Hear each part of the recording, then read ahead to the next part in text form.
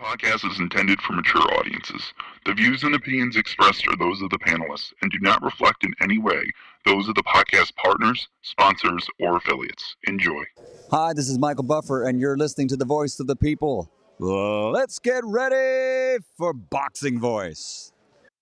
Every day I'm hustling, hustling, hustling, hustling, hustling, hustling, hustling, hustling, hustling, hustling.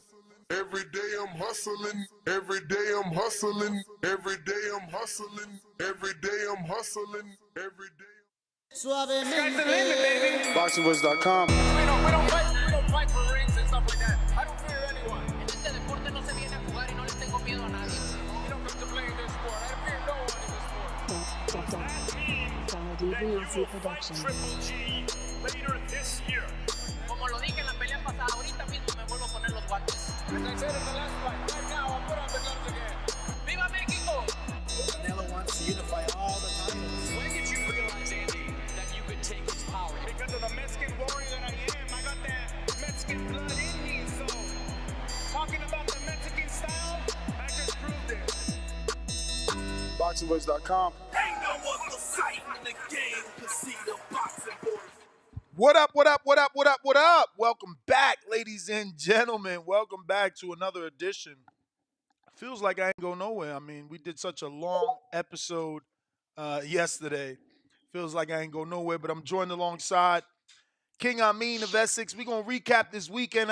Perfect guy to have on the show, man, because I know you're a hardcore like myself. I know you're going to watch everything and give your opinion on everything, especially the Jocasta Valle fight out in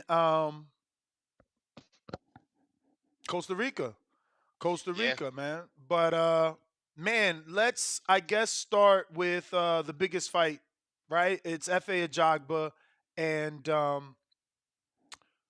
was about to say Zhilei Zhang because that's what's next, but it's actually Efe Ajagba and Joe Goodall, man. What were your thoughts on Efe Ajagba, Joe Goodall, and the performance in the main event?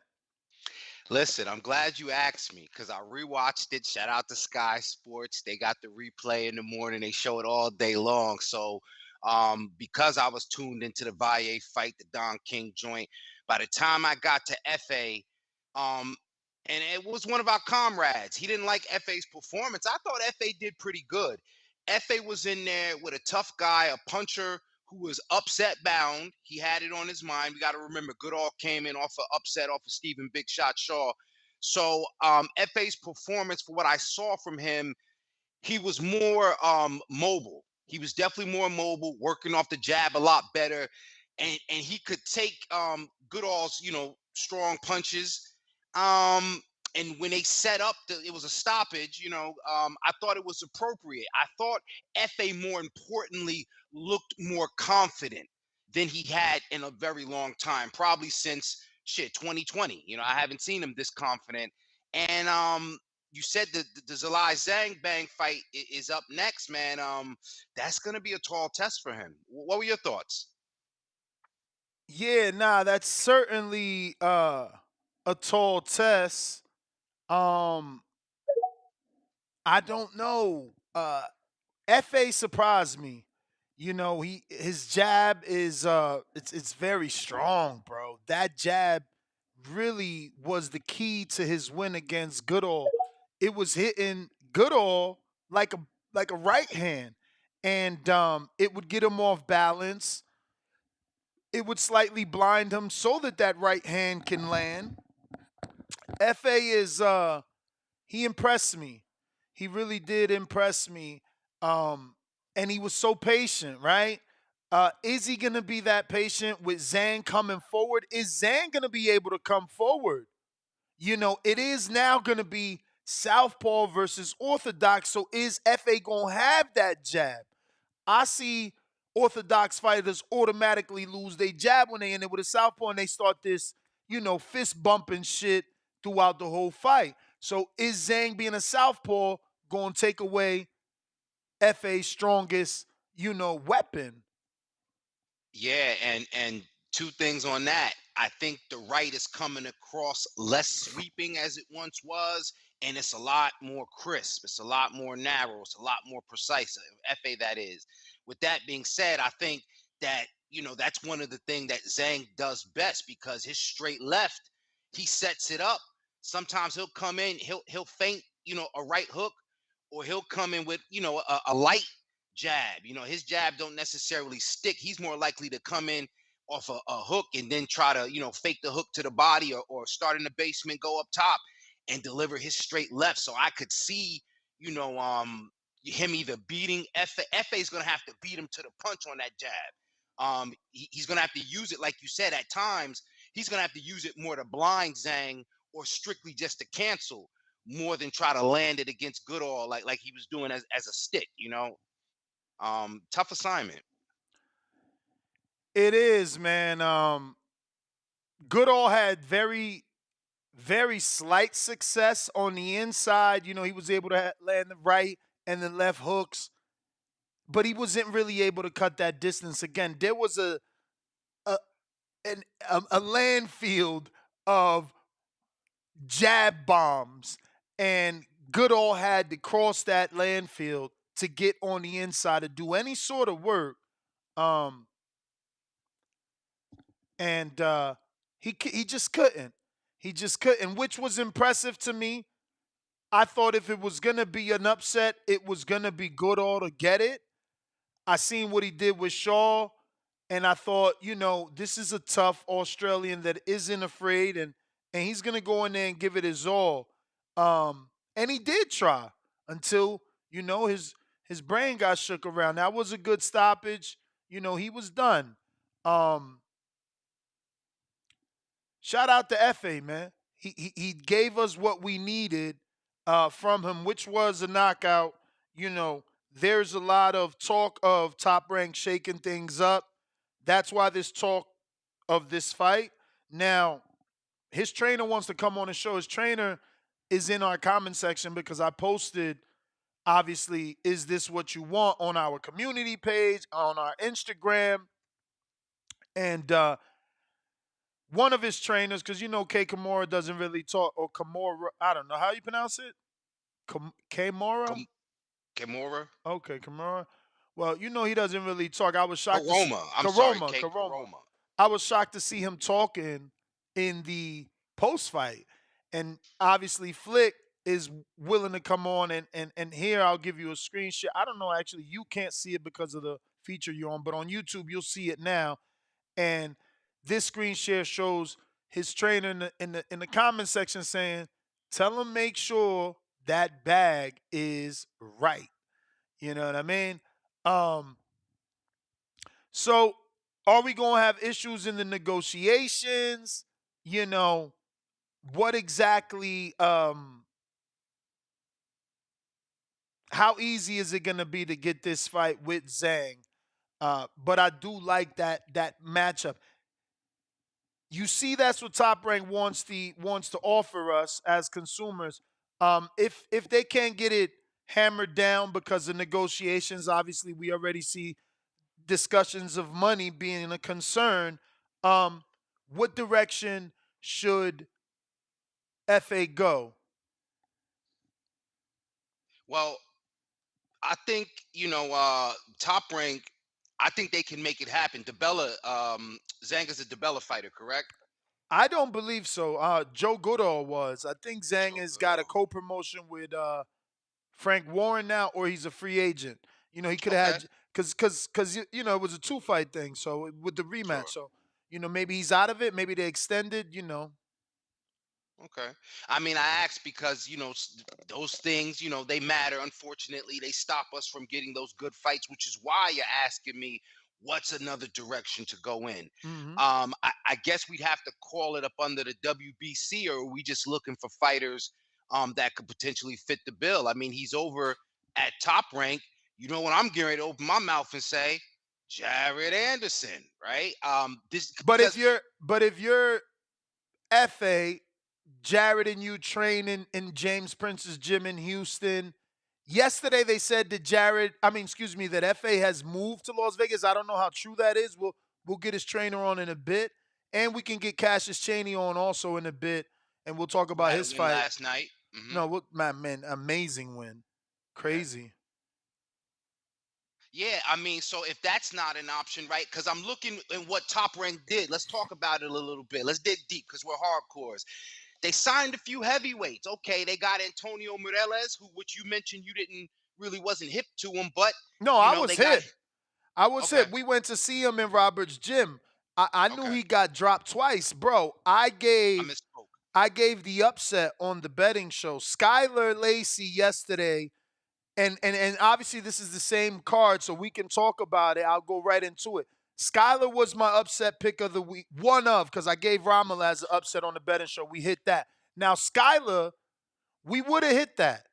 He had 3 rounds in the bag. The 4th round was shaky. I could see people giving it to him, and I can see why the judges did not, because the sheer look of exhaustion on his body and face. But Miralles, I knew well. I knew that he got dropped twice already.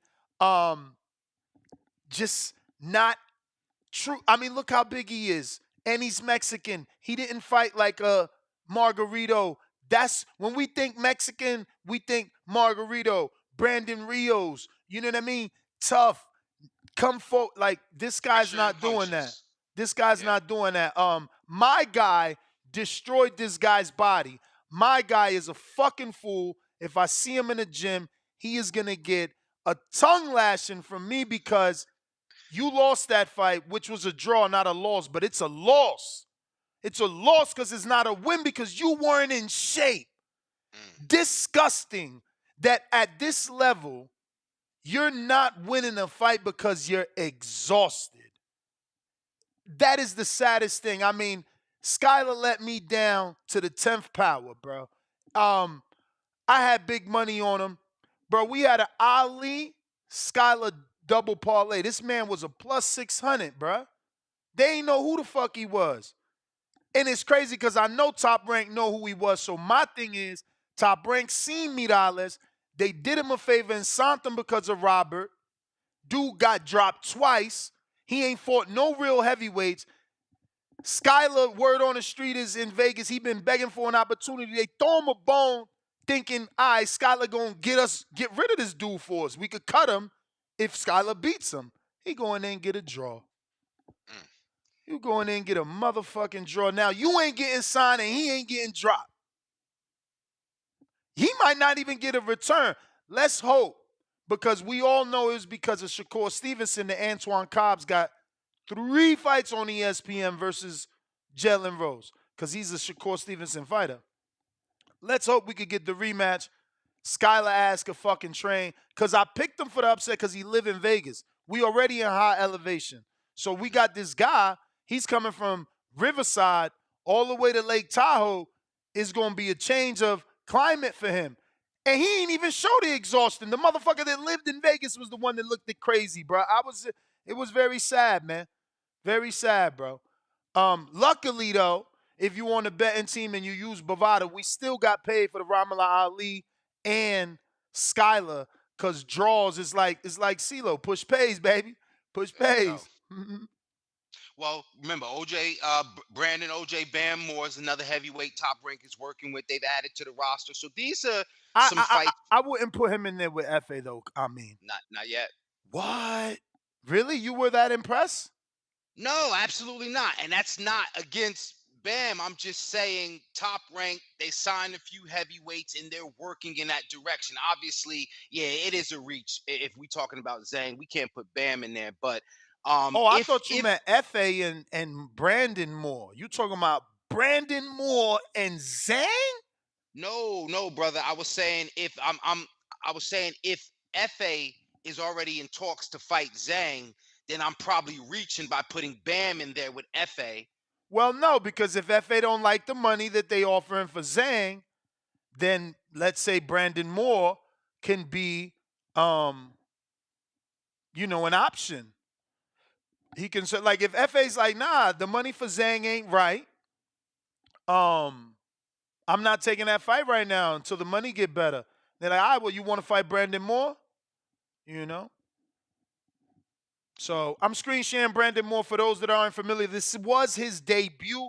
The guy with the big hat, that's Ryan Ricky. He's got a few other heavyweights. one I'm really excited about is what I'm calling the Latino James Toney, Lorenzo Medina. His own nickname, though, is the Giant Killer. So I cannot wait for them to give him my opportunity. So what Brandon Moore did, by getting the win, even though it wasn't the most prettiest for me, the man is raw. I don't know Very what raw. Top Rank's gonna do. Like, dude was running, reaching. It was crazy. It looked like it was freestyle swimming in there fighting. Like, it was a little wild. I didn't expect him to be that wild with the way he was talking on our interview, the way he talked about his spawn session with Tyson Fury, his spawn session with Jared Anderson, his spawn sessions with, Adelaide and Dubois. You know, he I don't know, bro. He didn't impress me as much as I wanted to be impressed. Can He I got the can I win, draw but yeah, sure, can for I draw sure. let me draw a comparison in performance? And it's funny we're using the word wild. I'm a make the pun. It's on me. Don't nobody start beefing and scratching and moaning in the chat. He looked like Wilder trying to take out Stavern. Mm. And I think if he felt like he could have stopped dude Robert Sims, that is, he probably felt like Sims was not in shape or the best of shape to be in there with him. And I think the punches where he looked awkward, where he was off balance, he was trying to make them put out punches, but he lacked so much technique in them. Um, they didn't land like they were supposed to. You know what I'm saying? And Sims himself, he was a little bit compact, and he was he was in there. Again, not in the best shape, but um, you know. He stood his ground against a very raw Brandon Moore. So I don't know if Brandon Moore. I say all that to say if Brandon Moore has another gear or another side where there's a little bit more conventional boxing, it's going to have to be against an opponent that challenges him or pushes him, or at least gives him the idea that he's going to be maybe a Johnny Rice. Not to move off of Efe, but maybe a Johnny Rice is a good opponent for Brandon Moore to kind of see how schooled he is, or will he be schooled. Yeah, for Brandon Moore, Johnny Rice, I think that's a huge step up. Huge, bro. Bro, what were you smoking yesterday? Did you see Robert Sims? Yeah, I seen him. He looked like me 10 years ago when I was on my weight loss journey. Not even. You ain't never been that heavy, bro. Brandon Sims had titties, and Moore was punching on them goddamn aqua bags. It was hilarious.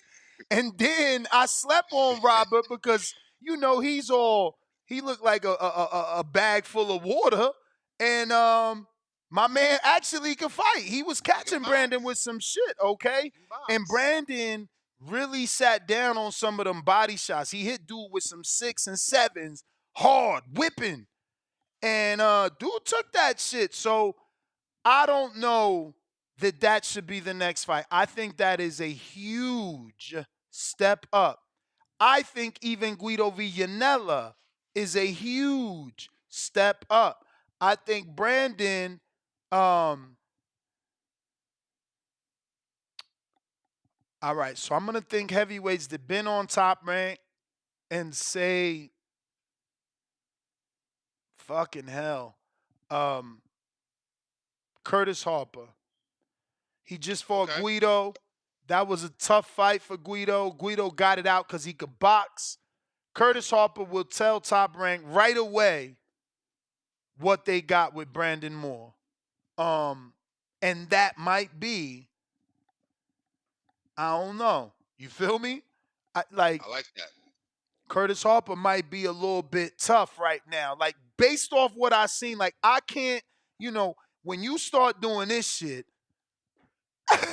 like you running after your target in literally the running position, that's a problem for me.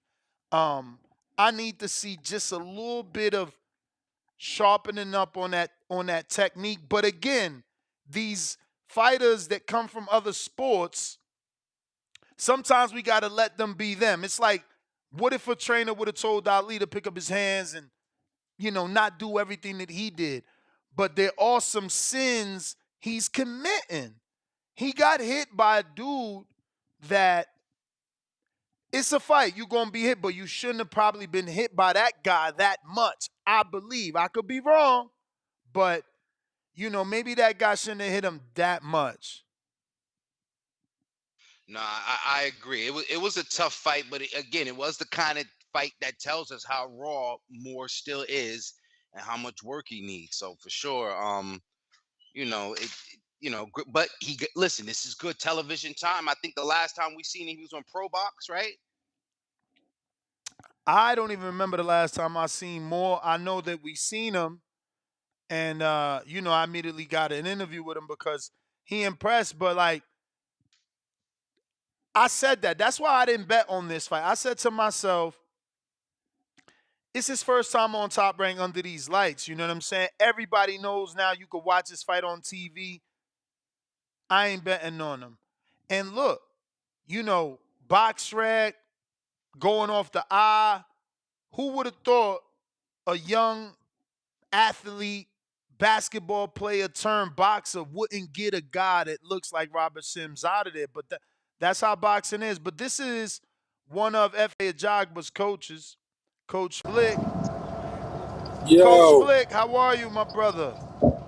I'm alright, Ness. What's up? Oh, man, thank you just for taking the time to come on. Are you traveling back or are you already back in Vegas? Nah, I'm traveling back. Okay, so hopefully we don't lose you in the travel. But I seen you in the comment section. You said they got to get that bag right. So this wasn't already discussed because the way that it looked, ESPN was pushing that fight. So the way that it looked, it's like they already plant this. Yeah, they planted the seed, but we ain't taking. Like I said, I like to talk shit and fuck around, but we got better opportunities. I'm not gonna say it out there right now, but we gonna be fighting again soon, and it's not gonna be a Zhang. Okay, so wow, now you got me thinking, what could be better than an interim title? Because right now, all the belts is really lined up, unless you're talking a crossover. What, two Nigerians, Efe and Francis? Oh man, y'all just gonna have to wait and see, man. I mean, Uh. it's just gonna have to wait and see, man. Well, take me to the performance, man. He looked really good. He looked really poised, stood focused behind that jab, and really, to me, I think that's what was the big, the big winner was that jab. It set everything up. It really shook up Goodall, and I expected Goodall to do a lot better. He did not look as good as he looked in the Shaw fight. Man, people. His jab is incredible, man. Like I said, you seen it, everybody seen it. His jab set up a lot for his arsenal of his offense. Man, people got a game plan till they get punched in their mouth. Man, Hefe hits hard, bro. So it seems like you guys are starting to get that killer instinct out of him. Do you feel he's always had that? Why do you feel it's taken this long for it to show?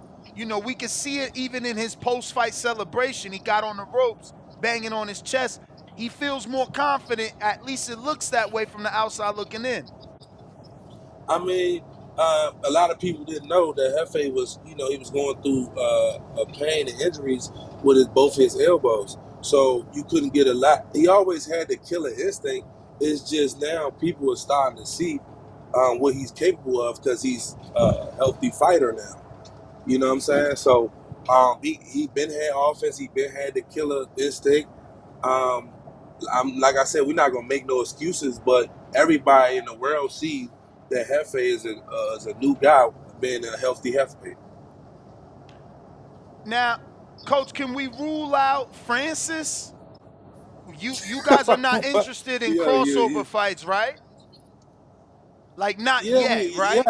Yes, we are. We are interested in crossover fights. Like I said, if the opportunity presents itself, we shall see. So I heard excuse me. I see you smile because I already know that's the guy you was really talking about. I heard Eddie Hearns say Anthony Joshua and Francis Ngannou in Africa rumble in the jungle too.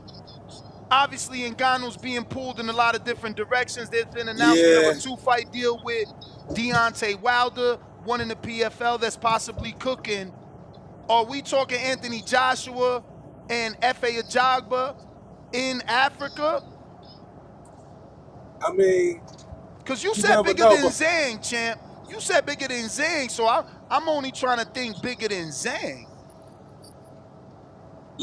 let me reword that. Okay, now we got different opportunities that we can go. We can pull that. We can go pull that way, this way, that way. You know what I'm saying? We moving smart. We ain't, But like I said, I think a big fight with Hefe and Conway in Nigeria would be dope. You never thought about that's a real rumble in the jungle. The guys that's really from over there. I mean, AJ's from over there. He was born in London, but his parents are both from Nigeria, and Yeah, you know but he was sent that's back his over there parents. too. He reps London. Hefe I and mean, he got the Africa tattoo on his shoulder. yeah, that's cool. But we talking about two guys that really repping it, like Nigeria and where what you come from. So So how, that's how how likely is something like that? Because I mean, Francis got Deontay Wilder options, Tyson Fury rematch yeah, he do. options, Eddie Hearn talking about him and AJ in Africa. So I mean, how realistic is that in your eyes? I mean, any fight you can make a fight happen. Like I said, it depends on the promoters. Like the heavyweights all over the place right now. Like Wilder say they want to fight this, Tyson Fury want to fight this, then the guy that just fought Tyson Fury, he just come out of nowhere and everybody want to fight him. Like, I mean, the heavyweight division got to make up their mind, man. Like, the best of the best need to fight each other. I mean, they need to open up them belts so, so these other heavyweights can get opportunities to be world champions. That's my opinion on that. For sure. Um. So have you considered Fa and Martin Bacoli? It looks like the excellency, the Saudi, he's interested in Bacoli. They flew him Wait, out. They gave him a fight. He looked good. mm-hmm. He's from the Congo. You know Right. that could work. That is an interesting fight. I mean, if that opportunity presents on the table, we'll definitely take that. Okay. Um, I think Hefe, man, like I said, Hefe is a top dog, man. No matter, if y'all don't have him on y'all list, but he's going to show the world that, man, he's one of the best heavyweights on this planet. Now, this name I'm going to throw out, you probably ain't even see his knockout. He probably in your eyes is behind Efe, but he got a sensational knockout yesterday of former Oh, world champion I say Trevor that. Bryant. I He say been that. on Top Rank. It seemed like every time old boy get a knockout, it go viral. And he was beat before. I'm not saying he not beatable. He was beat before, but he back and he got a very spectacular knockout. I'm talking about Cassius Chaney. What's your thoughts on that? I seen the highlight. I mean, like I said, I gotta watch him. I'm not too fond upon him, but I gotta watch him. But like I said, if we looking for different opportunities, man. I mean, that guy, for what I seen, he a good fighter, but we're not really looking at him right now. Okay. Well, coach, I know you got a lot going on, man. What's cooking in the gym? You guys are in there with Bruce Carrington. You're in there with Venado Lopez. You was in there with Rocky Yeah, Hernandez. man. The team is very big over there. Yeah. I've been wanting to get on here and talk shit, man. Y'all ain't been giving me that plate. What? Man, you With the welcome anytime. You Venado. know that. I'm saying, of course, we just had that Rocky fight was tough, but it was this close. It was this close. Um, yeah, man, we got a good stable. We got a good stable over there at DLX, man. Me, Coach K, the rest of the team, man. All we do, everybody know, all we do is just work in the gym, brother. We mind our business. We make sure our fighters uh, do what they got to do. And Ness, let me ask you a question. Did you have Hefe? Who you had? I want to know your honest opinion, man, because What? Who I was know, picking? Who I yeah, was man. picking? You So I I don't picked. know. So I picked Fa, but as far as betting, I said Goodall could get the upset. But I picked Fa on the show as Woo! my prediction. Why you feel like he could have got the upset though? That's like, what did Cause he sometimes present? Fa don't let his hands go. But that's why I said today, I got him on some kill. Like he ain't stopped jabbing. Sometimes you know he could go in his hands in his pocket. Yesterday he jabbed his ass off. It was a battering ram. So yesterday, so what about the last fight where he was starting to show progression of him letting his hands go, but until the No, dude I was started hitting him impressed in with the his Shaw fight. You know I was impressed with this because Shaw's my guy. I've been knowing not Shaw. Shaw's. Oh, which I'm talking fight? about the one that dude kept hitting him in his nuts. Oh, Kuzabuski. Yeah. You seen flashes of it. I mean, that fight was tough because of Kuzabuski, man. He took all the life out that fight cheating, so we don't know what really was going on. I mean, Yeah. why you letting me do this alone, sitting there and not saying a goddamn thing? Nah, I'm letting Coach cook because he said he got a couple things he wanted to get off, but you know, Yeah. um, I had some questions about Rocky. I ain't wanna lean off No, the that was an heavyweight. amazing fight. Is that I see they pushing for a rematch. What you think's gonna happen? Because Yeah. I mean, obviously, if I'm Foster, I'm trying to unify with Cordina, especially after what Cordina. He ain't looked the greatest last night. Or didn't. Right. I mean, if they push for the rematch, we'll take it. I mean, I think we had beat them the second time. We outclassed them the first time, but punches chance. It's boxing. It happens. Bruh, I wasn't that, bruh, that his knockout percentage, I mean, like that knockout, I think that fight needs to be the catalyst for why we need universal, what's that shit called, I mean? The scoring they had? Open scoring. Open Open scoring. scoring. Bruh, this dude don't even punch like that. And he was told, yo, you losing. And he found a way, bruh. Like if No, more I think it was more so. I know how you trying to put like no, that's not what happened. he said no. No, that's not what happened. Rocky just kept coming forward and pressing the action um, in that fight. But if Rocky would have just boxed the last round or after that, we would have won the fight easy, even with the one knockdown. I mean, even with the two knockdowns,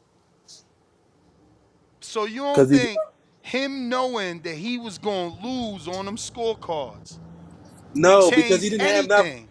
No, he didn't have. If you look at the fight, Rocky just got caught. He didn't. He didn't. Foster didn't go out there with enthusiasm like he had to knock him out. Rocky was pushing him backwards, and Rocky got caught with a good shot. It wasn't nothing that he came out like, oh, I gotta knock this guy out. Nah, That's no, how, sir. yo, that's how I felt. I felt like he knew his back was Nah, like it was a you wrap. gotta look at the fight. You gotta look at the His fight belt, again, bro. his belt. I believe me. I watched that fight. I had him losing. He was losing. The fact that there's people out there that think he was winning, I'm trying to tell motherfuckers, you ain't Floyd. Black. You can't be on the ropes. Rocky punching you in the face, and I'm seeing your mouth guard because you smiling. Did he punch you? That don't mean you got good defense. That don't mean that shoulder roll working. I had Rocky losing, coach. I mean, not Rocky. Nah, I had Foster. Foster. I was about to say, I God had damn. Foster. I had Foster losing that fight. He needed that knockout. You seen what I posted, bruh? Needed that. He needed that. Yeah, he did. He needed it. Without that knockout, there was no way, man. Yeah, that's why I said if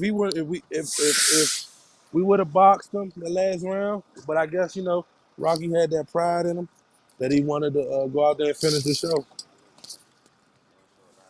So who are But you working with that hasn't yet been able to get that, I guess, that shine, but you know he's a problem. Don't say Freitas, because I'm already telling my audience how great he is already, so they know. But anybody else? man, honestly, who's really not getting a shine and they just do, Kenny Sims Jr. Yeah, I saying you ain't lying. But he's in that PBC situation over there with GH3. He needs to be active. He had a great fight, and now don't nobody know when he gonna fight. I know that there's rumors he might be back in December, but we don't even know. And the way that they do business over there, they can't even announce they shit. So your fans, look, December a month away. Yeah, I know. It's a real bad situation, man. It's hard for you to get Man. any traction. Like right now, people should be talking about Kenny Sims and Rolly, Kenny Sims, Basurro, Kenny Sims, Yes. O'Hara Davis, because he's like, he the one got the biggest win out of the three. And That's what I'm saying. he not getting that because it ain't It, just fighting. You know it. You gotta fight you and gotta do be more. Yeah. You exactly. gotta you gotta fight. You gotta um man talk shit. I want to say be something that you not. Yeah, but they still got your confirmation. You feel me? Yeah. But yeah, man. Let me. Hey, look, Ness, man. I appreciate it, man. I'm about to hop on this plane, brother. You got it, champ. Safe travels. There you guys have it. That's Coach Flick, FA's trainer, one of them. So yeah, man. Exclusive. Word. Right after the fight, y'all. It's morning after. I got Cassius Chaney too that he wanted to come on, but he had to go to church at 11. Is it 11 over there? Nah, it's 10:30. He on his way there though. Trying to get a good seat. Yeah, cause he fought in Miami, right? Or Florida, right? That was Florida? That was in Miami, Florida. All right, cool. So he must be on East Coast time. So maybe I let him know. I asked him, is he free? But yes, where were we? You were telling us your thoughts on I don't know. I don't think you gave me your thoughts on Miralles and Skyler. I jumped all over that. You never really said nothing. Nah, you kind of covered it, bro. Because Morales, I just got up on him. I know he's been on top ranked undercards. He's been there, when they was, putting the prospects on there. But I kind of favored Richie Torres, another heavyweight we didn't even mention over because I used to confuse them. You know what I mean? But I clearly know, you know what I'm saying, who Torres is. And Morales, I didn't really pay attention to much of his performances. So when you bring up yesterday, I'm not down on him, but he's definitely a prospect still in development by my measure. I didn't even know who Skyler was, man. So I can't even act like I knew that he had any potential. But yeah, you He guys had him for certainly the has upset. more fucking potential than what he showed.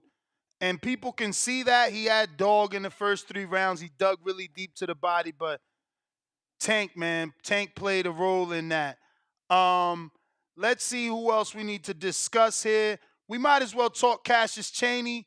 What were your thoughts on Chaney? It's probably the best win to come off of that Don King show.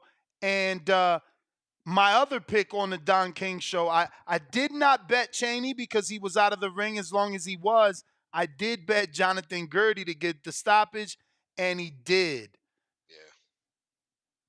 Yeah. Yo, Trevor Bryan and Cassius Chaney. Honestly, I picked Bryan. Let me say that. I just because I picked it because of the inactivity. That's why I stood So away just to see where Chaney was at. so I take Crow on that one. But man, did Chaney flatten him, bro? Word. Yeah, he He stopped him gave cold. himself a lifeline. With that type of knockout, Don King can certainly, sell him in a fight for sure. But, let's do this together because I was wrong on Javier Martinez. I picked him to go decision. He got 2 knockouts. I never in my wildest dreams. You know how many parlays he ruined? I had like 7 because he just always gets a fucking decision.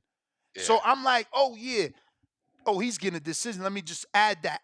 And I just kept adding him in almost everything, this motherfucker. And he gets a knockout over a dude never been stopped. So I'm going to eat my crow. And congratulations to him. This is why it's very difficult to bet on boxing because you never know. Anything can happen in these fights, man. Like, look at Foster. Who the hell thought he could get the knockout? You understand? shit is just crazy. But Well, sorry full about it. disclosure. Nah, you good. Full disclosure on the Wise and Martinez fight, because as I mentioned on King Amina Best 1 on Instagram, King Amina Best on Twitter, Isaiah Wise is a friend of mine. You understand? I got legs in Philly, of course. I had him on the championship rounds. Bro, he was a friend of yours? I fucking should have asked you. But did you pick him not to get stopped? I picked him not to get stopped, but I didn't pick him. I picked Javi Martinez. Yeah, okay. I So couldn't pick we with my were in the heart. same boat. We were in the same boat. Like, we didn't think Javier could stop him, but he somehow got the stoppage. I mean, crazy. I remember going to see Isaiah Wise and Dennis Douglas at the Parks Casino. You know what I'm saying? Like that's how close I'm with it, man. So yeah, but I didn't have him for the win, but I did not think he would get stopped. Did not think he would get stopped. So shout out to Javi for that one. For real, man. Congratulations on him. He ruined a bunch of my parlays, but hey, he improves his knockout percentage. I guess we should we're bouncing around. It is what it is. There's another fight we got to talk about on Top Rank. Henry LeBron, William Foster. Time to eat crow. Motherfucking Henry LeBron. Twice. I think this kid's done it to me twice already. I think I've picked against him twice, and he's fucking he's teaching me to not play those games with him, bro. He beat William Foster the third, and I thought William Foster was a lot better than that. We all watched William Foster. We made money on him September whenever he fought on Pro Box versus Maceo Lopez, a Jamel Herring fighter. We know he got the upset over De Los Santos. And he's got a couple of other good wins that if you're a hardcore, you know about his undefeated win over Donald Smith. You know, that's a great win. You know about his win over Avery Sparrow. That's another good win. Another Philly fighter. I was not expecting for him to be outclassed in the LeBron fight. It was closer than what I had it. I didn't have it anywhere near a 95-95. Maybe more around at 91-99.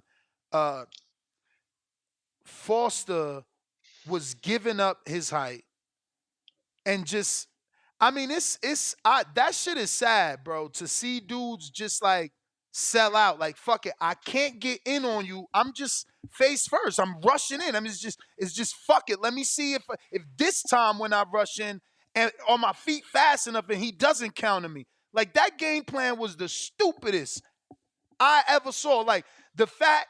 And again, we in the conversation of Southpaw Orthodox. So the Orthodox fighter had no jab. He had no jab. Foster couldn't use his jab. He wasn't doing anything with it. So he was giving up everything to try to land that right hand to the body. But it's like now you're exposing your chin. Like, dude, they show replays of my man's chin past his front knee.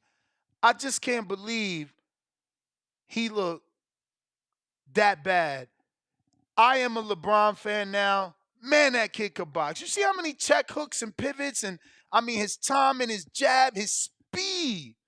I didn't never see that. I didn't know that. You know what I'm saying? And it's okay. Though. It's okay. It's not, I'm not mad at him making me a believer.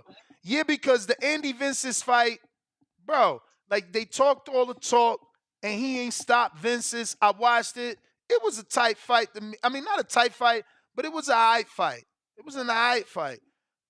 Other than that, his hype came from LeBron versus LeBron. Who the fuck is Louis LeBron? You know what I mean? So it was more marketing, and this is his first fight. Not his first, because Andy Vince's is a true warrior. That's a great win. I'm just saying, he's arrived with this fight. In my eyes, I know who you are now. You know, there's no mistake in your talent. I seen that with what he did. Like, he was beating Foster to the punch. The check hook was perfect. He just too fast. He was too fast. That was an impressive fight.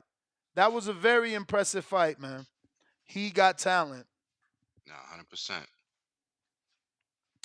100%. You want to add anything on that William Foster or?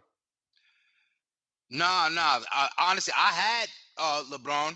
I had him, so you know what I mean. I didn't. Which go to fight hardcore. made you the believer? Probably the Vince's fight. Okay. Yeah. You know, just because he had to box. You know what I'm saying? But I you wasn't see, looking for him.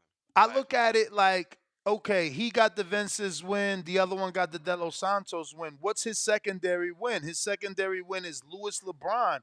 And then Foster's secondary win is a bunch of other good wins.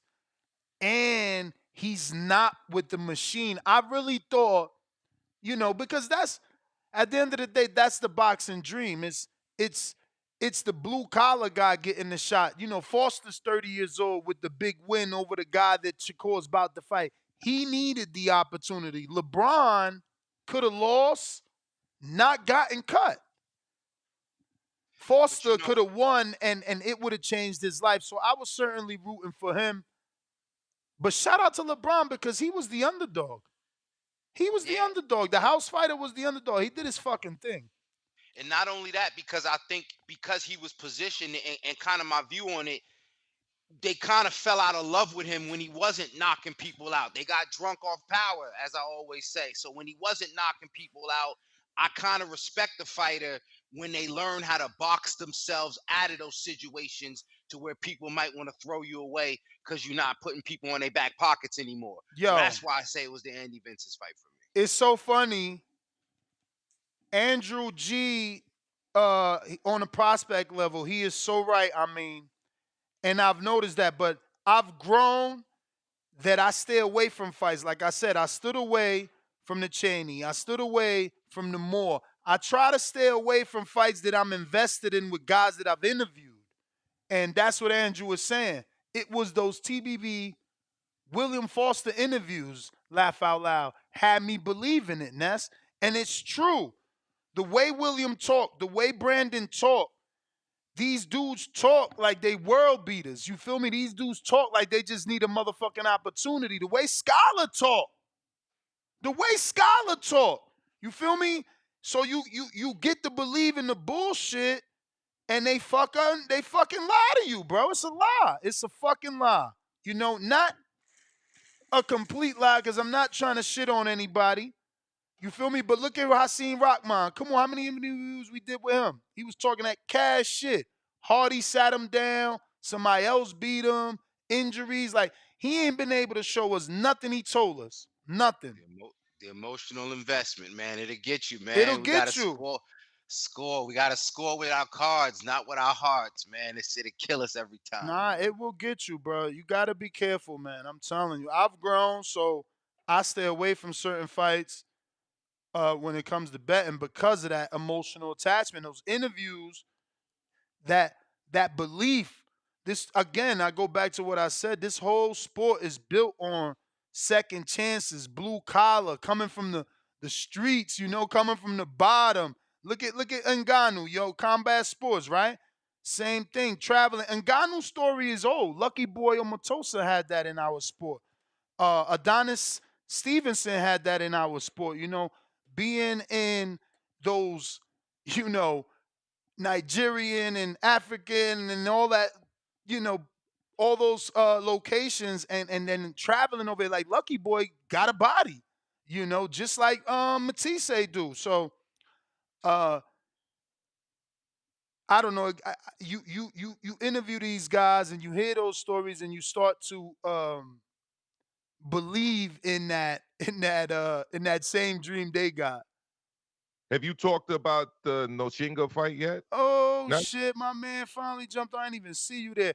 I was We I was have here listening. not talked about it, but I That certainly that fight is watched it. exactly what you were just talking about, to be honest. In terms of In terms of the underdog, the heavy underdog taking on a guy who was bigging himself up, which I think all of these fighters should be doing. Because if you're not going to speak out for yourself, who else is going to do it? Noshinga was supposed to be the next big thing, definitely out of South Africa, Yep. and he absolutely got. I don't really always like using the word destroyed, but he got destroyed yesterday by perfect right Adrian hand. Odiel. In 2 rounds. Candidate for not fight of the year, but knockout of the year for sure. For You know, sure. you know what's funny? Again, another fight I stood away from. I heard in terms of betting, Heard so much hype about the African. And I look at BoxRec. Actually, I didn't look at BoxRec, right? And I told my audience we're doing a live fight chat on that fight because we did the whole Cordina thing. And I'm like, I'm not gonna look at BoxRec because this kid is impressing me. Bro, I was lucky enough to get it off right before the knockout. Maestro, I'm like, bro, this kid got skills. Wow, this kid got skills. Oh, I'm not gonna Google and find out his record because it might make me feel like he's not as good as what I'm seeing.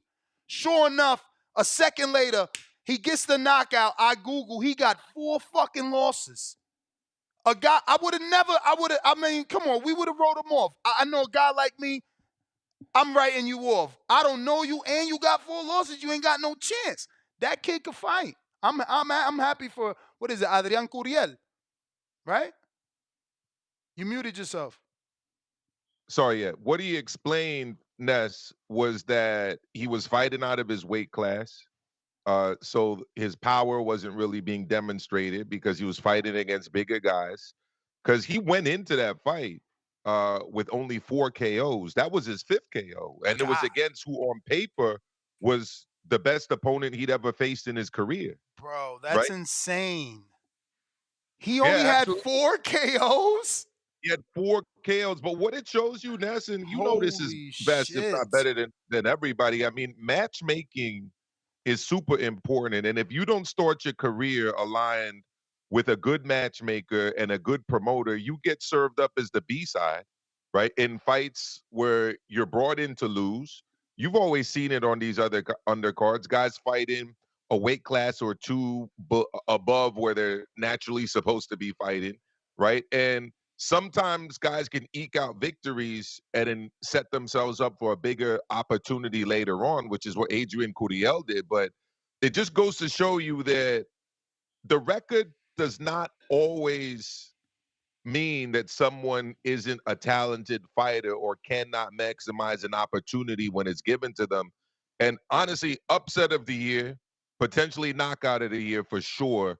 Adrian Curiel, 2nd round knockout of Sevanati Noshinga, who was considered the prodigy out of South Africa. They were talking about this guy becoming the first undisputed fighter ever from South Africa. And South Africa's a country that's produced a lot of guys in the lower weight classes, even higher weight classes as well, but especially the lower weight classes.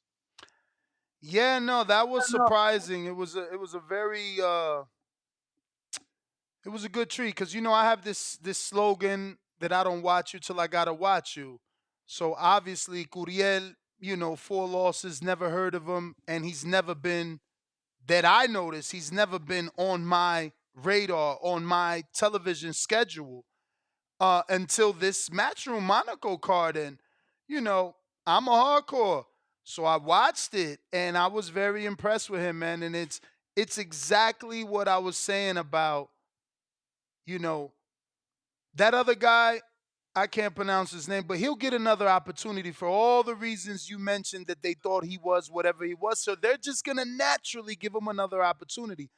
This guy, the underdog, had he not gotten that win, we may never see him. I may never know him. His story will never be told. But now he's another Tevin Farmer, 4 losses. He's Paulie Malignaggi, 5 knockouts. Like, he's so many people after one night. That's why this sport is amazing, bro. That was I watched that fight. It was an amazing 2 rounds. He showed from the opening bell though that he had a lot of bad intention on those punches.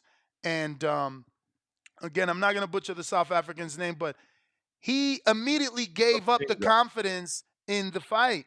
Opening bell, he gave up the center ring. He put his back on the ropes and he circled, showing at least I know Curiel could smell, the fear, smell the concern, Um, and that's why that fight went the way that it went because my man never got off that back foot. I don't know if that's how he fight, but he never got off that back foot. And, you got to at least be on the back foot and then come forward sometimes to mix it up with your guy or he's always on top of you. If you are going to fight as a counterpuncher, as you know, Ness, when you make a guy miss, you got to make the guy pay. Mm-hmm. because otherwise you're not going to get the respect, and you're honestly not going to win a lot of rounds because counter punchers naturally aren't typically volume punchers and guys that obviously push forward. So if you make a guy miss, you got to make a guy pay as a counter puncher. And he obviously didn't do that. Curiel, this was his first fight ever outside of Mexico. First fight ever, I think, on an international television broadcast. And he maximized his opportunity. And like you said, these are the kind of situations and stories that, you know, have boxing fans gravitate towards a fighter, being the underdog. I mean, they've made movies out of this shit. Cinderella Man, Rocky, 1, 2, 3, 4, whatever. So, it is what it is. It was definitely an entertaining result for sure.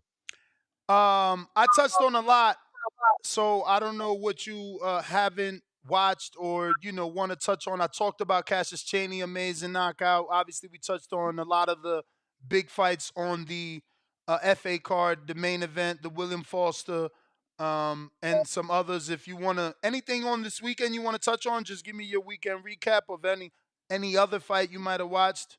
Let me hear really quick. Did you agree with the majority decision with LeBron and Foster? Because I missed that part. Well, the scores, like I said, I was more like the judge that had a 91-99. I think Foster didn't do much. His game plan was a shit game plan. They never adjusted. He kept trying to go to the body, getting countered with a check hook. It was really sad to see the man with the better resume, the man, again, that needed the opportunity. He could not afford to lose. LeBron, being Puerto Rican, being with ESPN in the machine of Top Rank, he could have Yeah. afforded to lose yesterday and been brought back. LeBron could. William Foster could not, and he did fight like he knew he couldn't, but he only fought in that one dimension. It's like, I'm gonna just keep trying this. It's like, bro, this shit ain't working. Why you keep going to the body? My man is just check hooking you, pivoting out the way. He was so listen. LeBron made me a super duper fan. Okay, he didn't do it with the Vince's fight. I should have never slept on him. Again, every time I interview motherfuckers, I get invested. So it's like, oh, Vince's. I need Vince's to get this opportunity. Again, same situation as Foster. I'm an underdog lover. Vince's, look, he lost to LeBron. They cut him. He's gone into oblivion. That's why I rooted for Vince's. And I overlooked LeBron. And it happened again. But LeBron is so fucking talented. He is a great boxer. Great might be a stretch because this is only 2 wins that he got, but he's a fucking good boxer. He's a high-level prospect, I think. He's a good boxer. I've seen him fight a few times because he's fought in the New York City area a few times. In fact, he fought another guy named LeBron. That was actually Lewis. the first. But that was marketing. That's what I'm saying. Like, LeBron okay, you versus fight LeBron. LeBron versus LeBron, so I'm not gonna get excited because you I think beat it was another Puerto dude. Rican Day Parade weekend too. I think. Yeah, it was. And the fight before that I was at with him was the Ruiz fight. I was at the Prudential Center for his fight that you just described with Bences. And obviously the last one he was at, I was at that one too, which was the Ramos fight. They've stepped up his competition, or at least he hasn't gone backwards in his competition, and he's looked pretty good.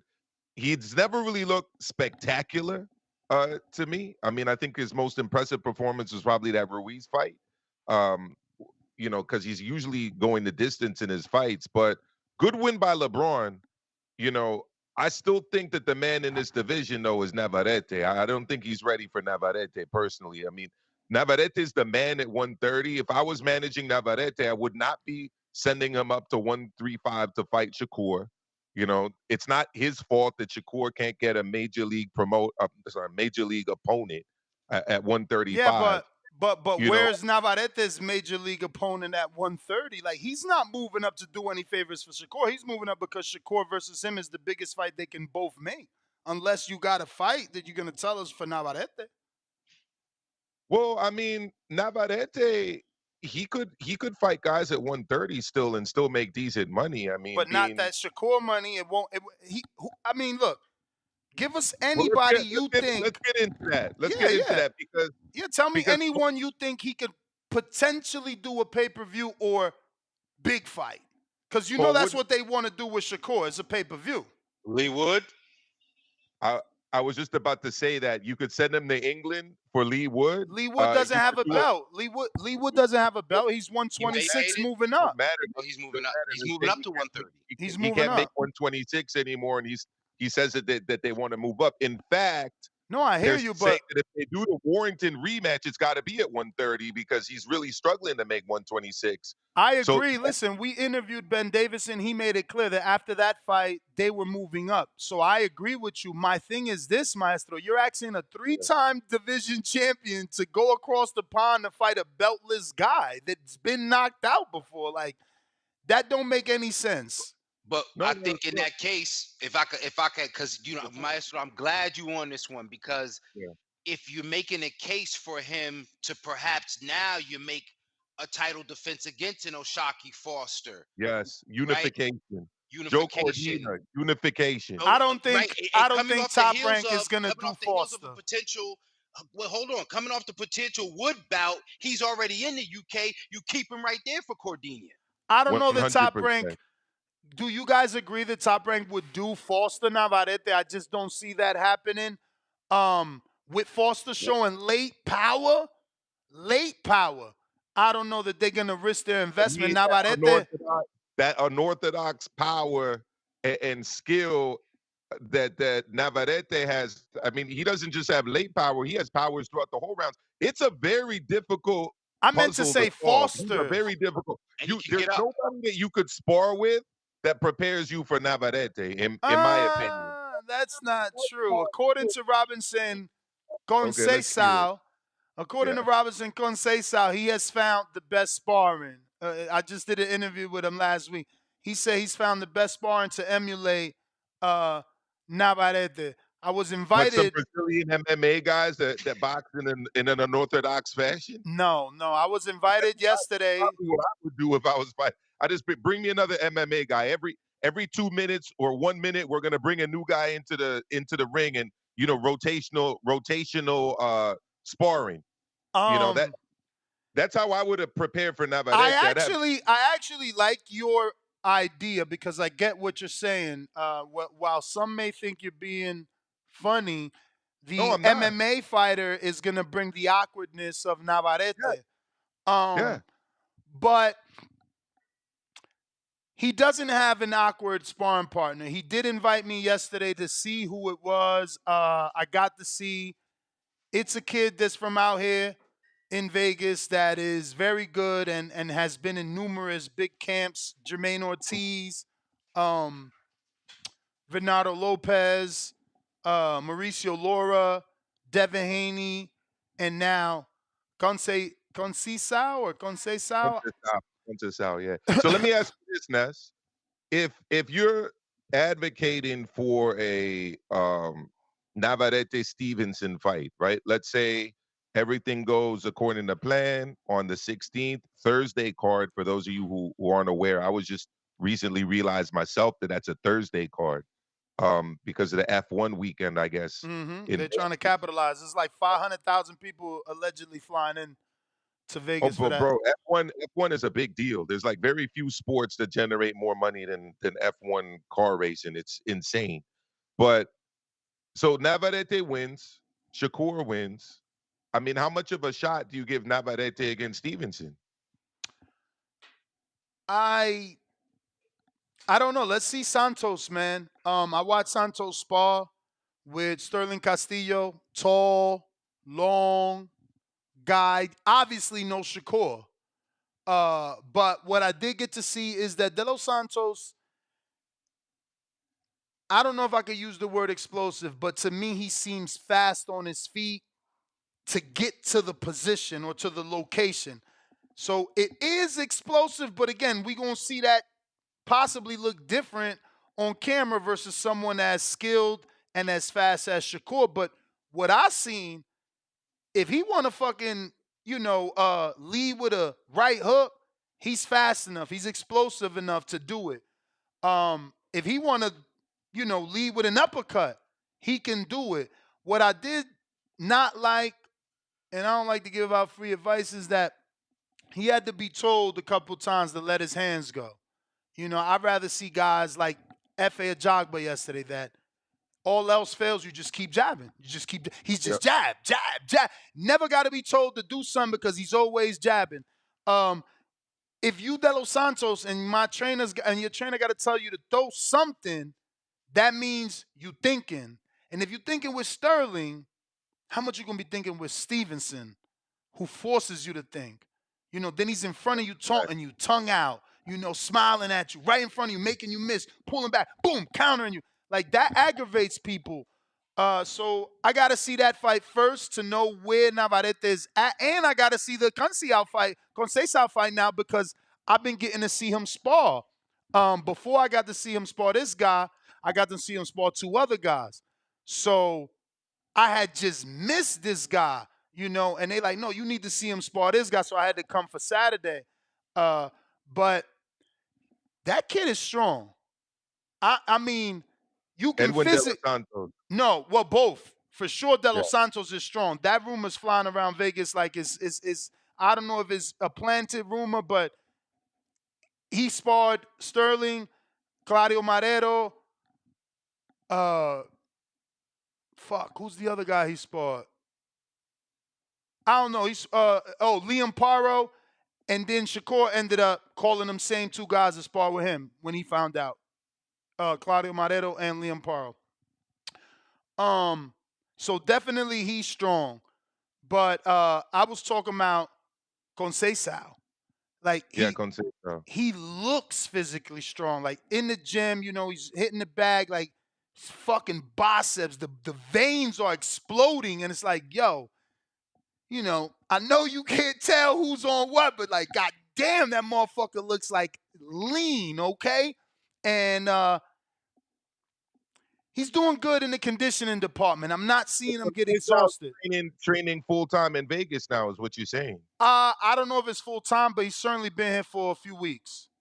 Okay, that's pretty much full time. I mean, fight still a couple weeks, not this week, but next week, right? 2 weeks out, maybe 10 days, so 9 days. Gonna be at that fight, I guess. Never. Nah. No. The best seat in the house is right here in the studio. Watch it on the big screen. Get the proper angle, man. That's at the T-Mobile, right? It is, I believe it is. I think that's gonna give me a prediction. That's for the crowd at that one because that's what a 20,000 seater. I did a show the other day. There was a lot of tickets still left. I thought there weren't a lot left. I screen shared that people were in my comments like, bro, that's a lot of tickets left. I didn't feel that way. We'll see. This is for Shakur you talking? Yes. We'll see, there's not a lot of buzz on that fight. I mean, I did a show. We barely had callers. I don't understand it. How's your audience? Shakur is a star in Newark, New Jersey. I've been to his fights out there. They sell out the arena over there. Prudential Center, for sure. Prudential Center, absolutely. And it was interesting because his last fight there was right around the time when Teofimo Lopez made those comments about Top Rank favoring certain fighters, remember? And it was around the same time where Teofimo honestly was struggling to build a significant audience in New York City because every time he's gone out of the at least a couple times that he's gone out of the theater, it hasn't really sold very well. I'm thinking specifically about the Sandor Martin fight is the one that I was at that comes to mind. But you would be better suited to answer this question than me. I mean, does Shakur sell tickets out there in Vegas? Traditionally, because he sells them in Newark. But I mean, what traditionally? He only had one fight here with Valdez, and that was like, coming off of COVID. That's the one I'm asking about, and then that wasn't even really under normal conditions, right? No, so that was like COVID time. Kind of test the water to see how he does outside of Newark on a big stage. So, well, you know something, Maestro. Go for it. You're correct, and not to cut you off at all, but brother, one of the tricks, because I've been to every Shakur fight at the Prudential Center, they have a secret weapon, and it's called Keyshawn Davis, because Norfolk, Virginia, the 7 cities travels right up the turnpike.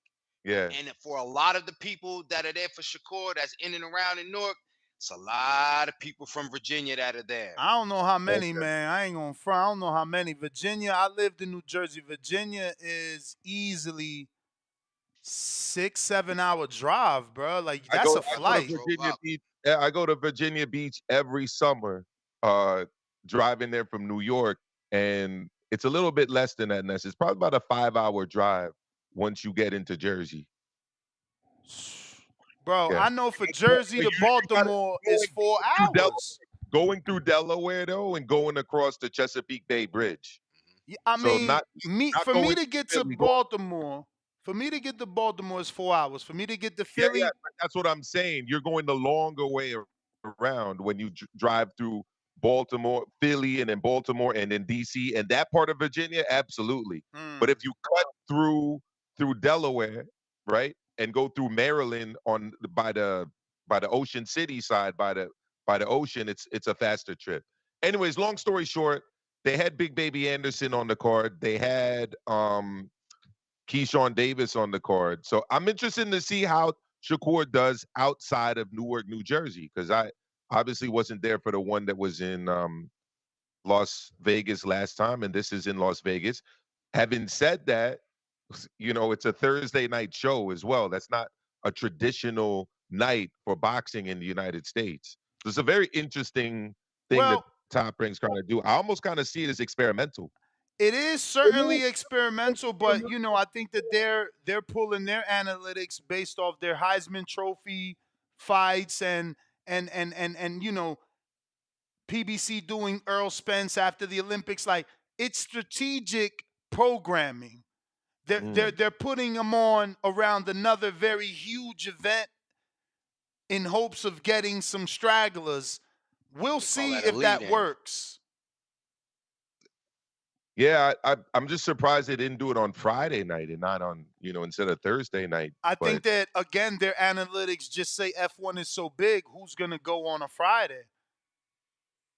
yeah, but F1, yeah, I mean, isn't the race on Sunday though? No, I mean, isn't Anyway, it races every day? I heard.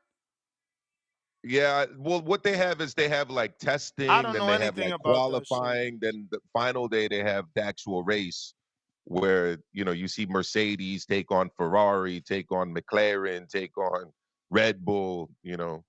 Mm. I see your pooch over there. Oh yeah, we got two over there. So, Yeah, anyways, yeah, that's that. And the other fight I'm interested in seeing, looking forward ahead in terms of how it does numbers wise, obviously, is the San Francisco debut of Devin Haney. well, You know, that one is doing better because they've already sold over 10,000 tickets. Now, I'm screen sharing Shakur's, and it just shows a lot of tickets available. Now, it shows in this view a lot of tickets, but when you zoom in, you see that those tickets, yes, there's seats. And look, it looks like they opened all this up. Let me keep zooming in and see what happens. All right. you and So, see yeah, the you show have to live. go to Yeah. YouTube to see it. You have to go to YouTube to see it. So, as you can see, once you get in, you see that it's not as available as it showed. It just shows that there are seats in a lot of different sections, but it's not a lot. Like I screen shared this before and they're like, yo, that's a lot available. I feel like 10 days, 9 days out, this don't look like a lot. I feel like Oh, this could be walk up. that already doesn't look like a lot to me. That's what I said. It's far out. I'll be honest with you. When I was in Vegas for Terrence Crawford against Errol Spence Jr., it looked like that on fight day. Mm. Well, I mean, I'm thinking that these little bit of tickets will get sold out, walk ups by the time the Yeah, that's fights. what I'm saying. But people hating on Shakur, they're like, nah, there's a lot of I don't think there's a lot of seats available. Now, what we do know is that the Haney fight announced over 10,000 sold already. These have Mm. not, and the Haney fight pre-sold at 5,000. So whether it's marketing on the behalf of Matchroom and lack of marketing on behalf of Top Rank with failures to announce any ticket goal milestones that Shakur might have done. Because let's say Shakur did sell 5,000. Why not match and say Shakur sold 5. If he is at 10, he sold over 10. You know, they're giving all the media glory to Haney. And you know those two are feuding. It's like an everyday feud. Yeah, I know, and this is why these, on the business side of things, it becomes a little bit it becomes a little interesting because obviously you're talking about percentage splits and who gets what and who's done bigger numbers and who does bigger business, etc. Shakur needs a win in that regard.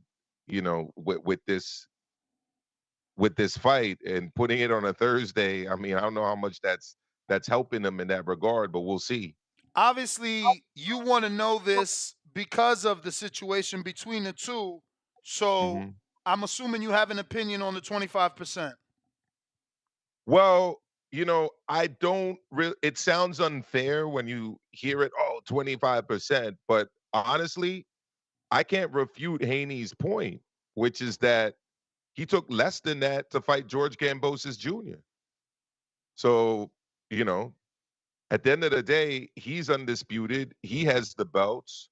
The WBC's rules dictate a certain percentage splits for mandatory guys, for interim titleists taking on, full world champions.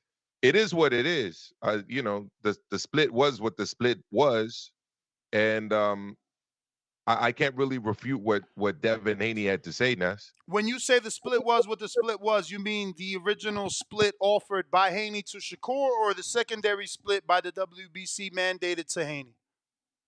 I mean, I'm actually conflating the two. I'm talking about both. I guess I should have spoke grammatically correct. The splits were what the splits were, you know. So were Um, you, once the WBC mandated 50-50, were you happy with Haney's decision to move up instead and not give the undisputed opportunity? Because, or were you not happy? Did you want him to stick to what the WBC mandated and fight Shakur? you know, the fight that I would have wanted to see would have been Shakur Mm-hmm. for uh all of the belts at 135. But I can't knock Haney's decision to go up to take on Prograis if the money was better for Prograis, especially considering the fact that he's been struggling to make weight, you know? And Um, especially since he announced he's making $6 million. yeah, I mean, more money at a higher weight class where you can make the weight more comfortably. And it's not like people can call you a duck when you're taking on a champion in another weight class. It is what it is, you know? Now, I don't know if you felt like me, but I felt like Shakur was being pretty unrealistic. I've been doing this 13 years outside of the years watching the sport, and I've yet to hear of a 25% for undisputed offer. Like No, I know for a fact I agree Canelo with you. didn't I offer agree with that. you. I agree with you 100%. And the split situation that came to my mind at the time was another one that was considered controversial. I really don't know why it was considered controversial at the time, but Tyson Fury split with Dillian White, Dillian White. 80-20. Yeah, which was also for the WBC title. I mean, and in that case, what the WBC did was they asked to see purses, or they looked at the reported purses of both fighters, and they made their decision based on that because I believe that their rules dictate up to a certain percent. So Mm-hmm. I guess Shakur was able to make a case with the WBC for a better percentage because he had shown how much money he'd been making Mm-hmm. with Top Rank, fighting in sold out NHL slash NBA size arenas like the Prudential Center in New York, in New Jersey. Um, but Haney's gonna do what's best for Haney, business wise, career wise, and the fight with Prograis is a competitive fight for a legit world title belt. I'm favoring Haney in that fight personally, but I actually thought that Prograis lost against what was Zorita? the Zorita, yeah, Danielito Zoria, I think. Yeah. Um, I don't think he looked very good in that fight at all. You can blame the opponent all you want, but I mean, you're the champion, you're the elite fighter. you've got to know to move to your opposite side to create space for your jab. I mean, he was missing his jab by like a full meter, you know, repeatedly missing that right jab, because he was essentially moving just in one direction. And then it wasn't until later in the fight where Julian Chua made the suggestion that, he should move the opposite way to try to land a jab, and some adjustments were made there. But Zorrilla didn't get a knockdown that I think he deserved. And he boxed ugly, but it was effective as far as I'm concerned. And I thought he kind of, I don't know. That fight could have gone to Zorrilla in my eyes. But everything that Zorrilla did well in that fight, I think Haney can do even better, in my opinion.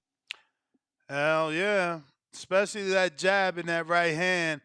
I didn't get your thoughts on Efe and Big Bang Zhang. We just had the trainer Right. on, one of the two trainers. Sounds like they don't want that fight next. Sounds like they believe they have something bigger. Then he rephrased and said it wasn't bigger. It's just different. So I don't know. I really like the Zhang fight next. What would you like to see Efe do? Well, it's interesting, right? Because Efe Ajagba is holding a WBC silver title. Now, I don't know what necessarily that does for you in terms of guaranteeing you a certain position in the rankings of the WBC. I mean, Because just think back. I've seen guys with silver titles way up at closer to the Yeah, I was top of gonna the say. rankings. And I've seen guys with silver titles like closer to the, bottom end of the top 10, sometimes even out of the top 10.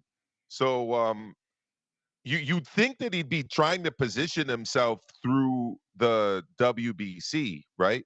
Now, number one in the WBC, and I'm not talking about the champion, is Deontay Wilder, right? Number two in the WBC is Joshua, right? And number three is Arslanbek. Arslanbek is actually signed with Top Rank.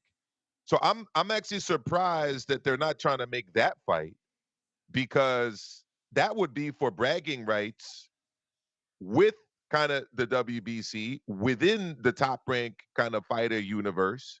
That kind of fight makes a little bit more sense to me than going after the WBO champion. Is he even ranked in the top 10 in the WBO? Let me look right now. No, not He's not. Efe. So I don't know why Zhang is the fight that they're targeting when Zhang doesn't even appear to be showing much interest in fighting him. I mean, And I think Zhang is showing interest by showing up, doing the interview. Yeah, that's It true. was up to Efe to invite him into the ring. Yeah, but yeah, that's correct. But if you notice, Mark Kriegel tried to pin him down to commit to a name. I think he tried like 2 or 3 times, and Efe Ajagba wasn't really committing to saying Zhang or anybody else. And we know why, because the trainer said the money got to be right, that bag got to be right. So they're not gonna say yes on air and then look like they avoided the fight when a low offer comes through. They're gonna let that offer come through and If try I'm to Efe minimize Ajagba, the dude I'm targeting, if I'm Efe Ajagba, is Anthony Joshua. That's who I'm targeting. Let's mention that one. I mentioned that. Anthony Joshua did not look good against Robert Helenius. He got busted up in his mouth and in his nose. It took him a while to stop him. He definitely did not look good against Jermaine Franklin. And yeah, the thing is, though, Ajagba, is Anthony and Eddie gonna say yes to Efe? I can see it being done. They're talking about Francis, Rumble in the Jungle. No, they could go with 2 Nigerians back to Africa. There's nothing wrong with that. Exactly where I was going with that. And at that point, you've got a guy holding on to the silver title, whatever that's worth. I mean, they were holding it up upside down yesterday, so I don't know. But you got him taking on the guy who's the WBC number 2 in Joshua, right? You win that fight, and you're right behind Wilder at number 1, who I'm not even sure why he still is number 1, but that's a whole other story.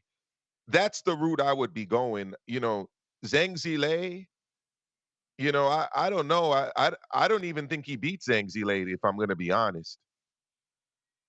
Yeah, I had a similar opinion. Yeah, Zhang Zhilei has really put it all together under Sean George out of North New Jersey. I mean, he's throwing that left hand straight. He's wrapping around that right hook. He's figured out his cardio issues, where I think had to do with some kind of an anemia situation, iron deficiency, something else as well. Well, It's Zhang been a long definitely changed his strength and conditioning coach as well. 100%. So I mean, Zhang, I don't think he beats Zhang. I don't really think that fight is a huge fight financially. So I'm not really quite to understand why they're going that route. You know, I get it. He's got a WBO uh, interim title, but like I said, Ajagba is not even ranked in the top 10 or 15 by the WBO. So it's just a weird one to me. Go after Anthony Joshua. Start calling him out. I don't understand why more people aren't calling out Joshua. To I be think, honest, he doesn't have an opponent lined up. but you know They've been too why? hard. You know why? Why is Like Wilder spent 7 years calling him out. Like, you know what I mean? Like guys like Tank and Wilder and Canelo, Tank, Canelo and AJ, they get to pick. You know that. Yeah, Even but at Wilder at least this point you gets to gotta pick. drive up the interest. Like it doesn't cost you anything that's to go on IG, or to start talking shit on But Twitter, Champ, or to give when's the interviews last with the time? boxing voice calling out Anthony Joshua. Why not? But when's the last time you seen Michael Hunter not do everything you just said, and he still ain't get a fight? He call out Michael everybody. Michael Hunter doesn't get exposure on ESPN top rank cards, No, you're you right. know. So Michael Hunter, I don't even know what broadcaster he's aligned with. I mean, None, none. Efe Ajagba was live on ESPN Plus. Like, use that moment. You know what I mean? Like, I Is don't know. that they Maybe not they maybe not they maybe not built like Maestro that? needs to start doing PR work for some of these No, for fighters. sure. I just don't get it. Hey, we mentioned the name, but we didn't mention the name. Joe Joyce and Ajagba? Yeah, That's not a bad fight to. But again, like on my community page, I asked, "Do you want Zhang Ajagba?" There, the popular answer is Zhang deserves a bigger fight, and I think that would be the same thing that they say for Ajagba and Joe Joyce, that Ajagba deserves a bigger fight. Joe Joyce is coming off of 2 knockout losses. I don't know how many people are going to be excited for him to go in there with another devastating puncher.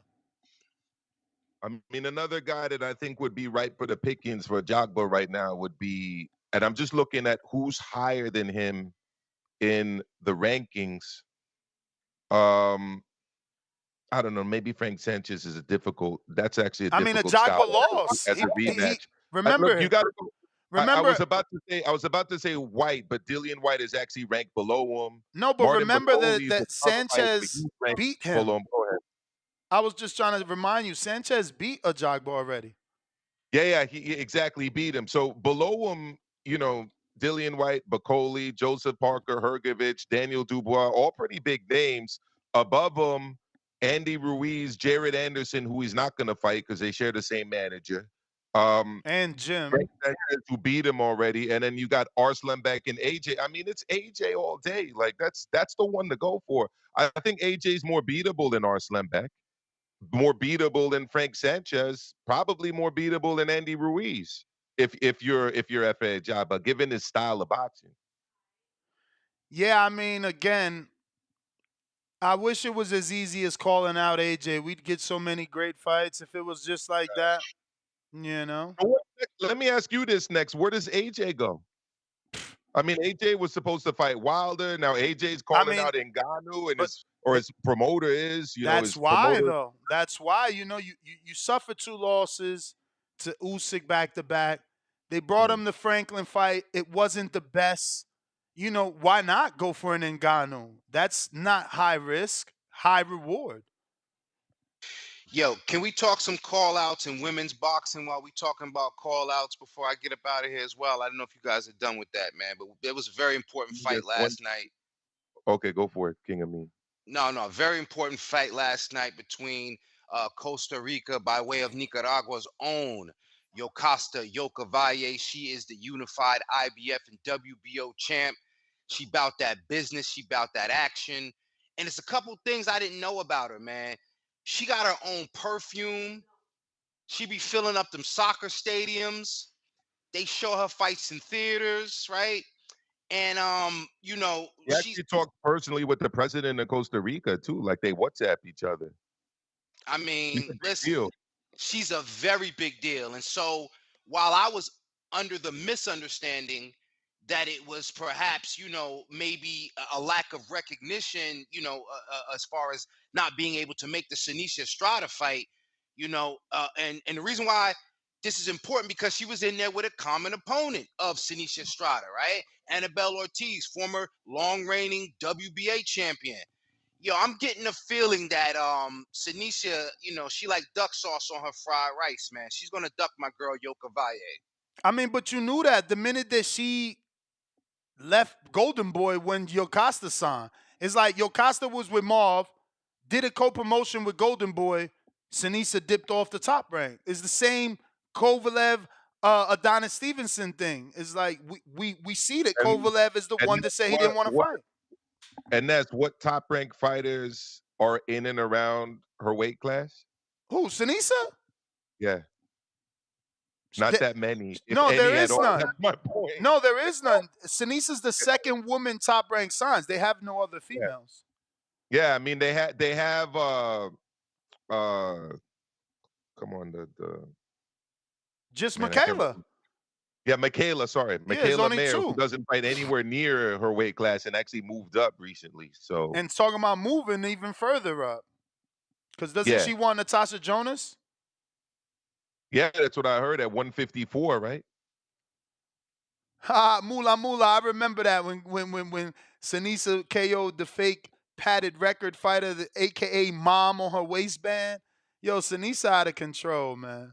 Oh, that fight was a disgusting mismatch. No, that That was a one. disgrace. That was a disgrace. Have you read the latest Thomas Hauser article? No. Neither one of you guys? On BoxRec? No. Where can I find it? I think it's boxingnews.com he wrote an article for. The last Thomas Hauser article I read was that one about AJ that got Eddie Hearn all upset. This one is about BoxRec and the fact that boxing needs policing, something I've been asking for a minute. But he's basically showing the corruption with commissions, specifically in Mexico and other, obviously, commissions that report false results. Like Wow. they're receiving multitude of emails from fighters like, "Yo, I was paid to take this loss. I actually won this fight. The commission said I had to pay an extra $500 just to get the fight reviewed. If not, it would stay a loss." Like, you got to read that article. I will Yeah, I'm read gonna it. read that. You said where can we find it again, Ness? I'm pretty sure it's boxingnews.com. Boxing News. Someone sent it. They DM'd it to me this morning. I just read the shit out of it. I was like, whoa. I Hey, will put text it in it to me. pre-pro, Text Nest. it to me if you can. Yeah, I gotta fucking find it. You mean Okay. Boxing No, News 24, right? No, not 24. It's Boxing News online. I got the link though. No worries. I'll put it in the chat and then I will. Okay, so it was actually Alex, good old Alex, that sent it to me this morning, and I read it. And I'll put it in the chat, and I'll send it to you guys as well here, so that you can have it. So I do have to ask you a couple questions now, since it's been a while since I've been on TBV, and big Go up to for it. everybody here watching TBV. Hit the like button, hit the subscribe button if you're new to the channel, and consider joining the membership too. So here's what I'd like to ask you.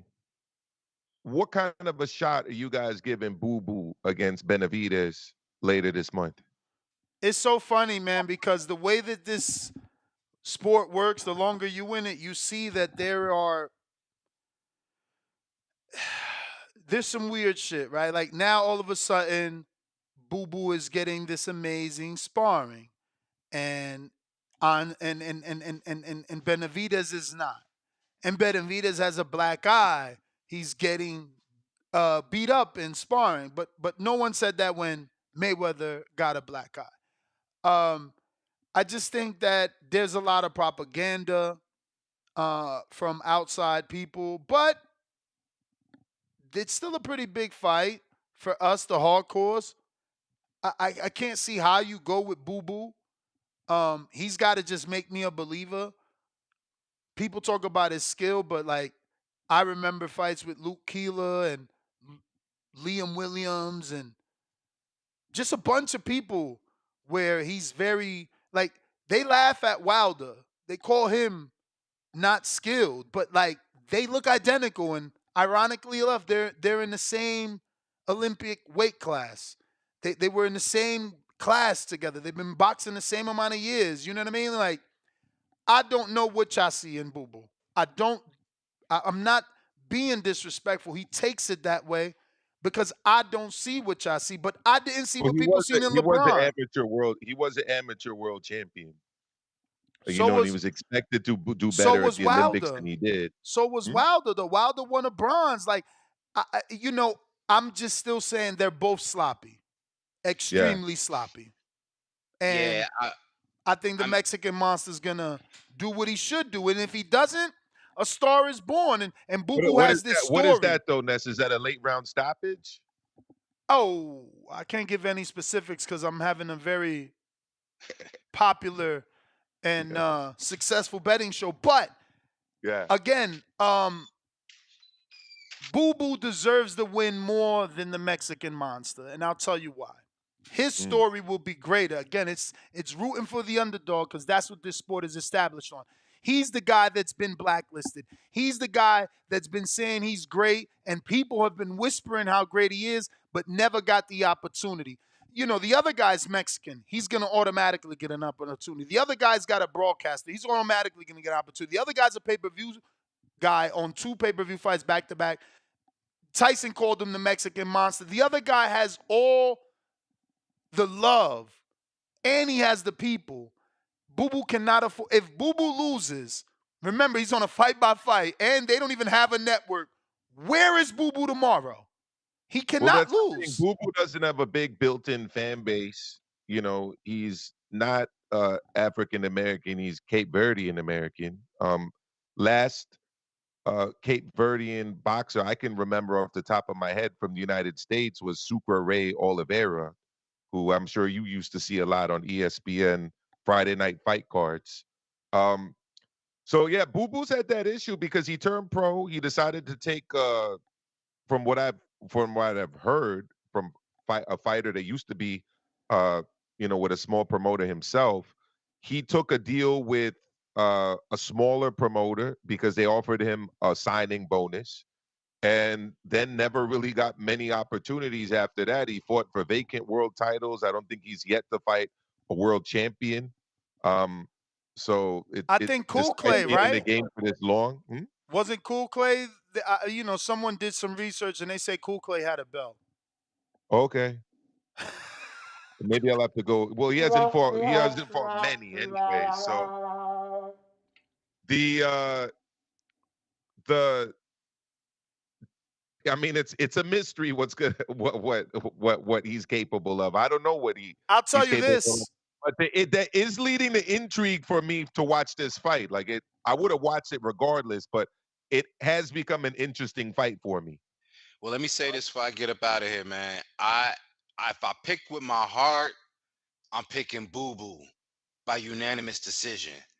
But since I have to be logical in my approach and I have to be respectful to the game, I'm expecting Benavidez to at least win by unanimous decision, at the very least.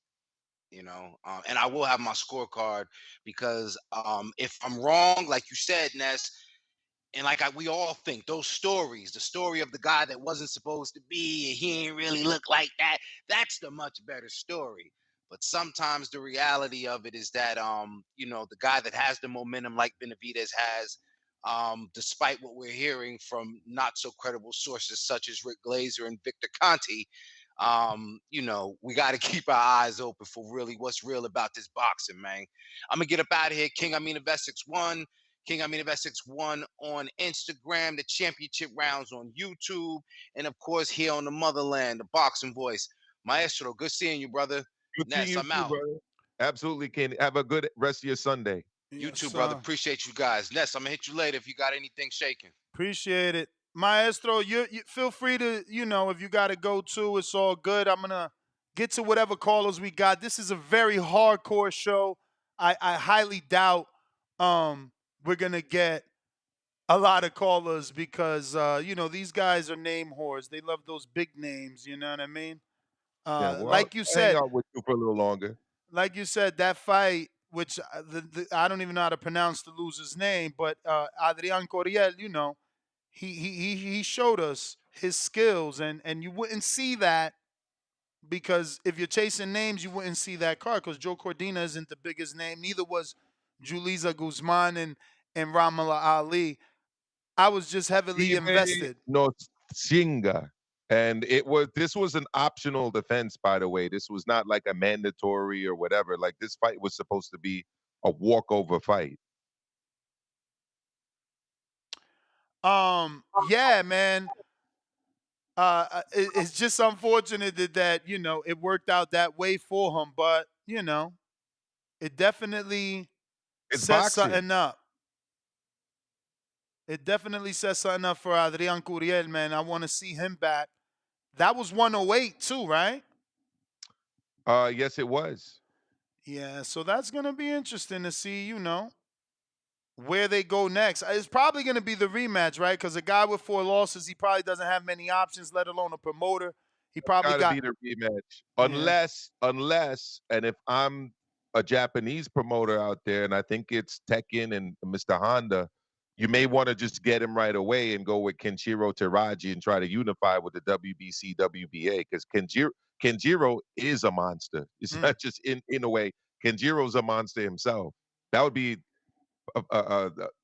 probably the biggest payday he'd get going out to Japan, because as you know, Ness, the big paydays in the lower weight classes are mostly all in Japan. Mm-hmm. Mm-hmm.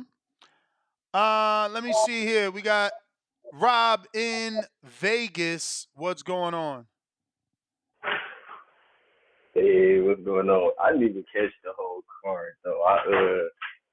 You know me, man. I'm a casual. I'll be there for the bullshit. But college football was doing me dirty, and I had to turn you on, and then I turned the fight on. I'm like, okay, LeBron, man, he was looking like LeBron out there. Like he came for the chip. That boy was looking good.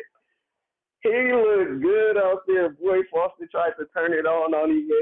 And I want to say about the fifth or the sixth, he started trying to you know what I'm saying, turn another tide type of shit. He started landing some good body work. What LeBron do? He started pivoting. He started leaning back, catching this and shit. Hey man, he making me that was a dub for boxers. That was a dub for boxers. I like that bullshit, man. I want to see some knockouts. I want to see some chins get checked. That's a dub for boxers. That LeBron fight, you don't think you just gonna turn on ESPN and see some good shit like that. That boy was moving. He was on the side. He caught him when they both landed the shot. He definitely landed cleaner. Did you see that part? Say again. When LeBron and Foster landed at the same time, I want to say it was probably the seventh or the eighth round. Yeah, they both landed at the same. Boy, that fight was crazy. That was some smoke right there. I like that, but yeah, LeBron definitely got a fed in me. Efe versus Zhang, that'll be good, but I think Zhang will win that from what I've seen of both of them. But what your boy bring up that you just had on the show? He said Efe versus AJ. Yes. That's that smoke. That's that shit I want to see. That's what I'm talking about. If he go up in there, get that AJ smoke. Zanga smoking too though. Either with them three right there, that's a nice little triangle fight right there. Efe, Zhang Joshua, Efe Joshua. I like all three of them. That's good too.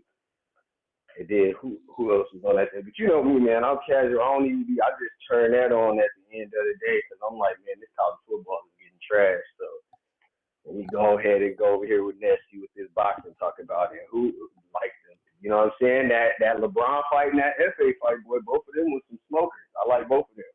Word. But that's my call, man. I just wanted to get in because LeBron definitely got a friend. Oh, and stop pronouncing my boy name wrong. Conceição. Like, Conce, that's Rob's son. That's my son. Conceição. I get up with you. Thanks for my call. All right. Conceição. We got you, Chad. Average Box Fan, what up? Average Box Fan Discord. Yo, yo, yo, yo, yo, yo, yo, yo, yo.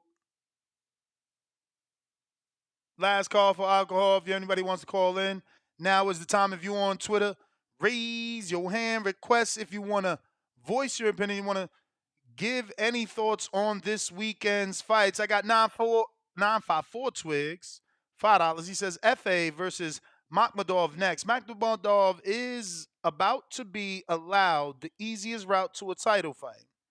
He's a contender. Fight obscure Africans we never seen. Okay. Tyrone the Great, $2. I'm going to check in mañana for the predictions due to the travel. You got it. James Benitez, $2. Shakur is a neighborhood superstar, not a national one.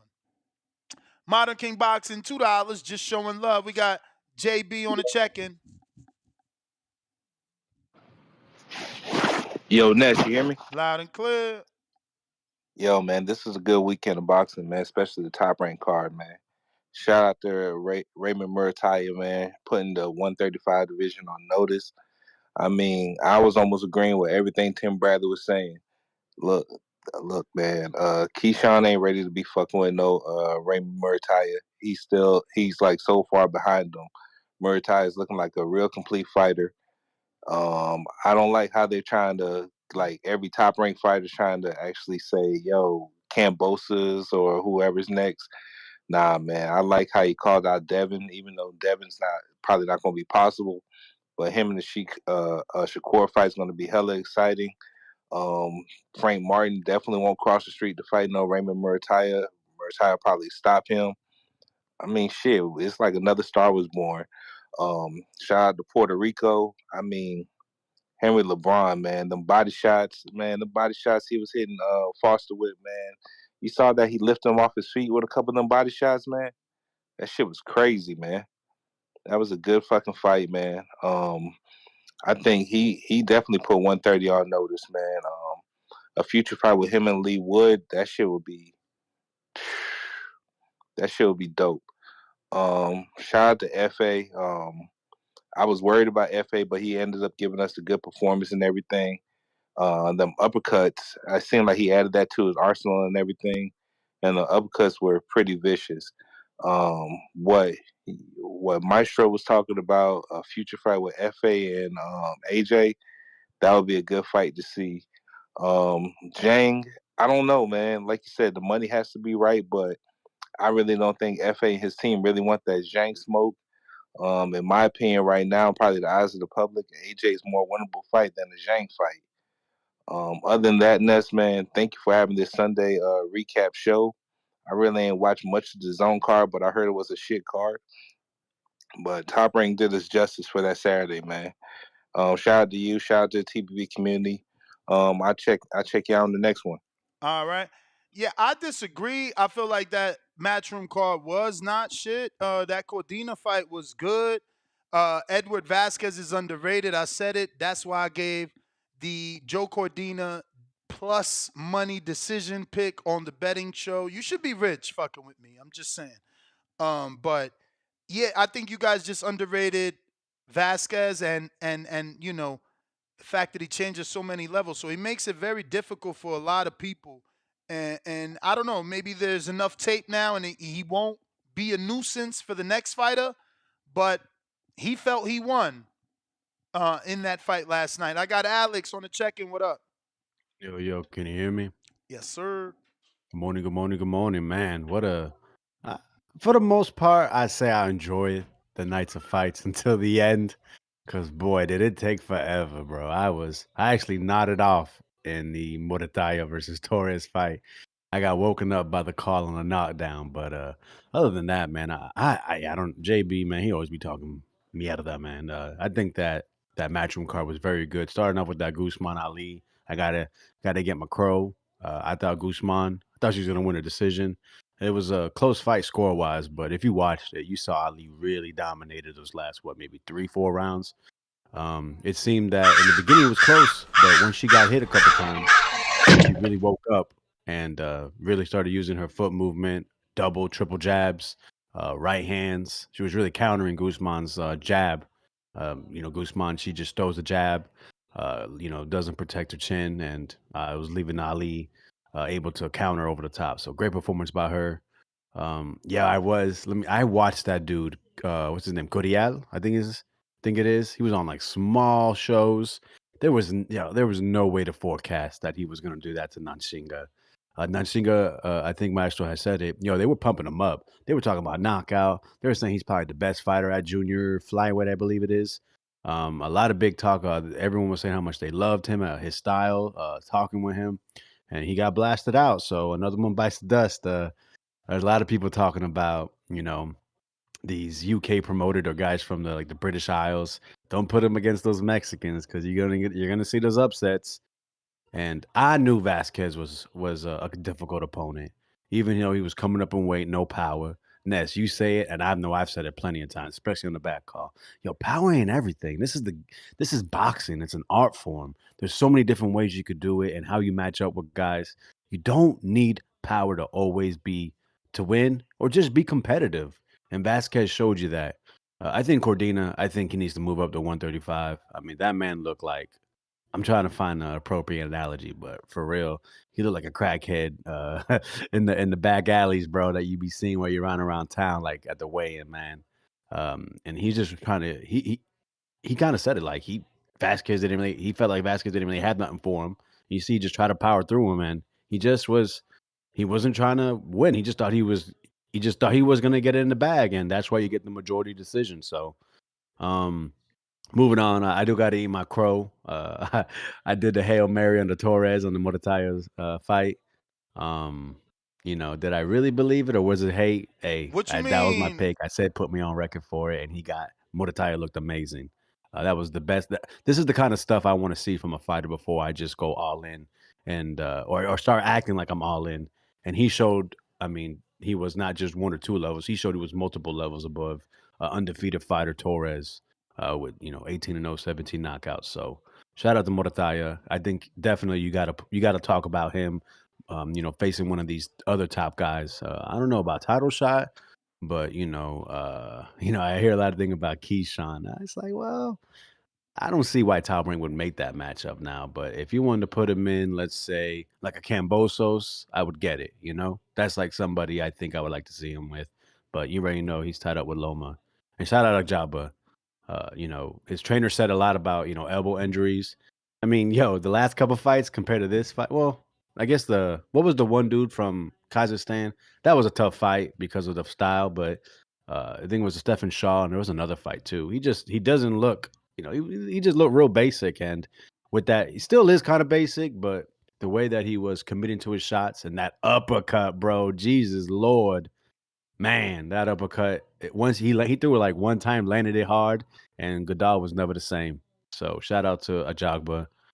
Oh, and also LeBron, man. I got to eat crow on that too, bro. Damn, I guess I didn't have a good week with picks. I thought Foster was going to be a lot better, and LeBron, that right hook was sick, bro. So another dude, I don't know if he beats a Navarette, but he's got to be in that conversation with a performance like that because he showed everything. He showed a good jab. He showed countering. He showed foot movement. He showed why it's important to have great footwork and to do something with it. So shout out Henry LeBron, definitely one of the best fighters from Puerto Rico currently. Yeah, man, that's all I got. All right, champ. Appreciate you. Looks like we got Brandon on a check-in. What's up, champ? Yo, what Yo. up, my guys? Um, I didn't actually watch the fights. I saw some of the highlights and some guys getting beat up, but I didn't really see like the actual fight. So I'm not really gonna comment on exactly like what happened during it. But it looked from like the small clips that I've seen, it looked pretty interesting. And like where do you guys be betting at? Because I want to bet on some of these fights because like I feel like I make good decisions, but if I'm choosing like something like let's take for example like the Tyson Fury fight, if we're going uh like what do I gotta guess like the exact like it's split decision or it's like it's by decision or it's like unanimous. like then my chances of winning a bet and getting money from that would probably be very low. But I do want to bet on some boxing matches because I feel like that'd be interesting. Like, where do you guys be betting at? Like, where do you guys bet that? My bookie, Bovada, different places. All right, I was gonna say FanDuel. I used to use FanDuel for betting. Yeah, I mean, I if don't you're think I used to. in that area, yeah, FanDuel's good. Yeah, FanDuel for if they have boxing on that, I'll bet on that. I only place like $30, $40. Like what are they, parlays or whatever? Like where if you win, you just get like double that amount, or you get like half of that amount, and you get like $50 from it. I wouldn't be placing like $200, $300 bets on it, but yeah, I wanna bet on some boxing match because that betting on boxing is like the most fun thing, and like watching boxing too. And then I might actually get a DAZN subscription for $25 a month. What else? I'm trying to get more because I used If to you just be pay for like the into year, it's cheaper than 25 a yeah. month. Yeah, yeah. If it's like 200 and something, like 225 for the whole year, I might actually do that. It really depends. But I used to be involved in like basketball only, like NBA. But I'm really just trying to like transfer everything to like boxing now. Like all my like ESPN, like my sports entertainment services, stuff like that. I'm just trying to like transfer that into like boxing and make that my main.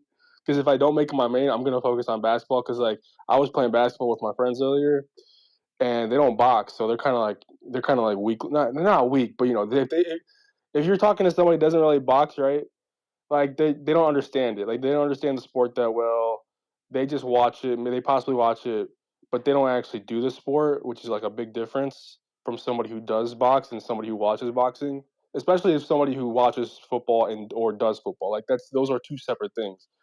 Like you can be a fan of a sport, or you can actually participate in the sport, which either is cool, but I participate in sports. So I love boxing. I love basketball too, but I feel like basketball is kind of like in the past now because I just got so into it and like it's just kind of crazy to me now.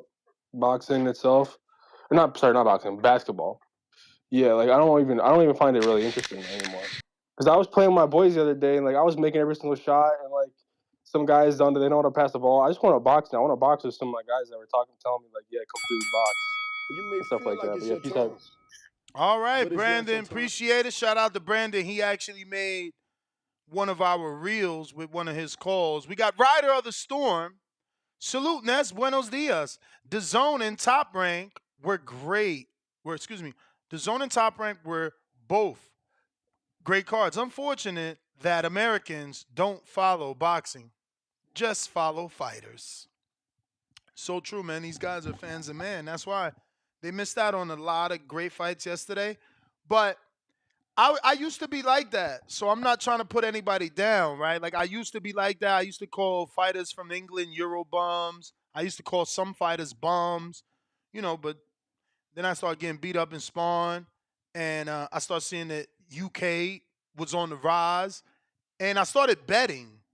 And again, I'm not trying to convince anybody to bet because if you join my betting show, you see that I don't bet a lot. I bet $2, $3, shit like that.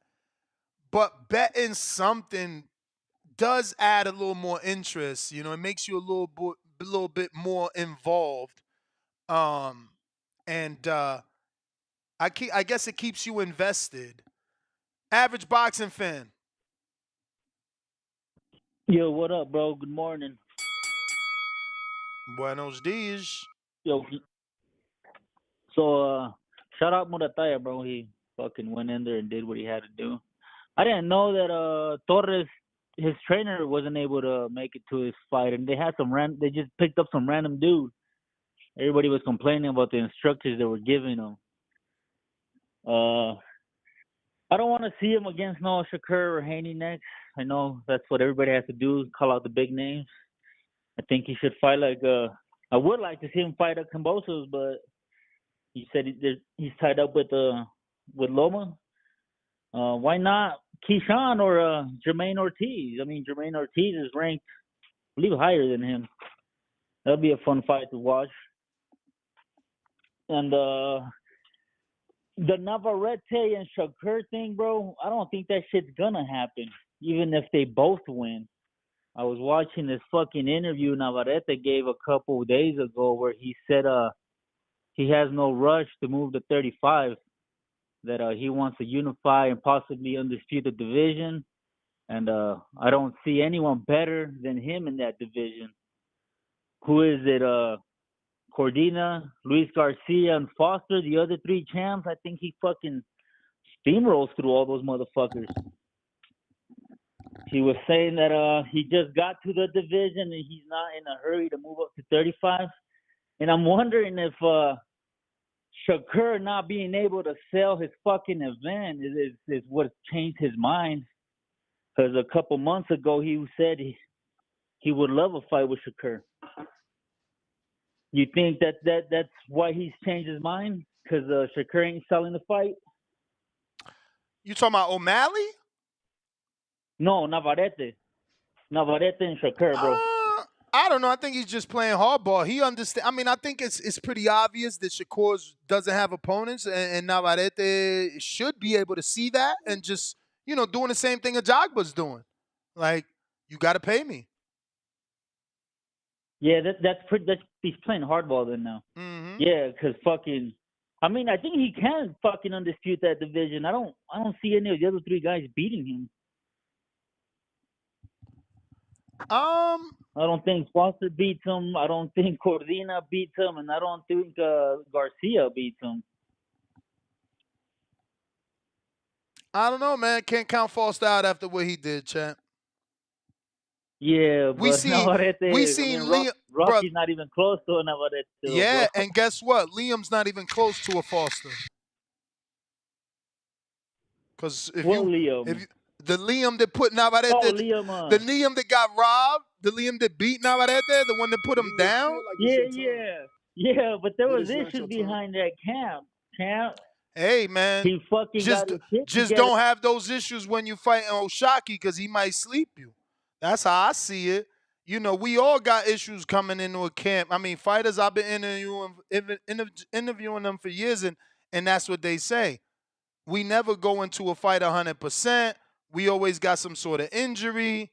So I don't know what injuries or whatever old boy might have had, didn't have. What I do know, I'm not counting out Foster after what he did. And I mean, obviously, Oshaki Foster, not to be confused with William Foster that fought yesterday. What up? What up? First things first, shout out to Ness, the Boxing Voice, and the live broadcast for all the shows. I actually, when I watch boxing most of the time, unless it's like a pay-per-view or Showtime, I am always listening to the Boxing Voice on audio, and I am watching the fight on mute because some of these announcers be biased. Now let's get to the fights.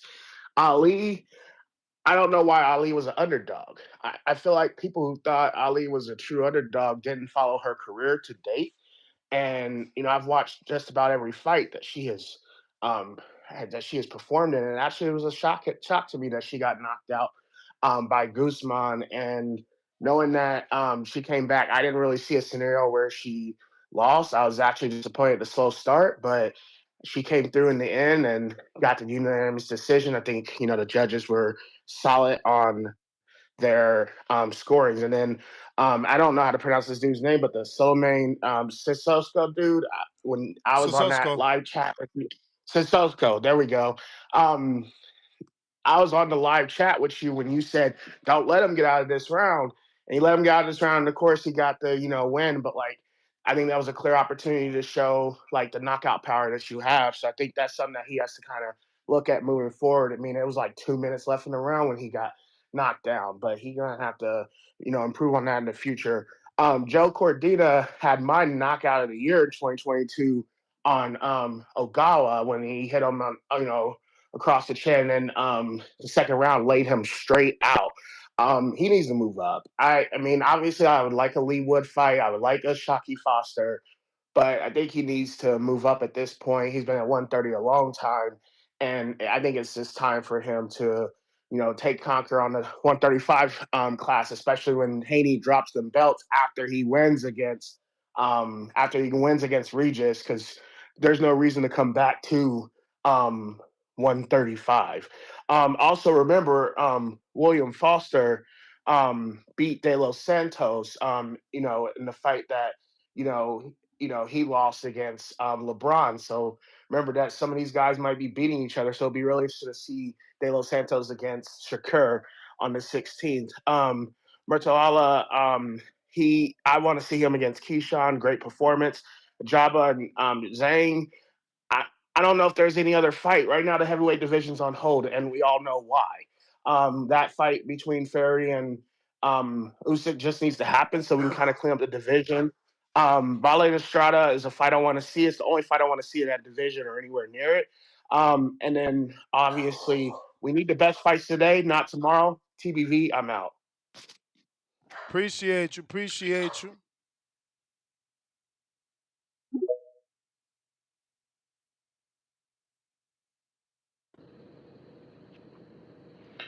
Yo, hot audio.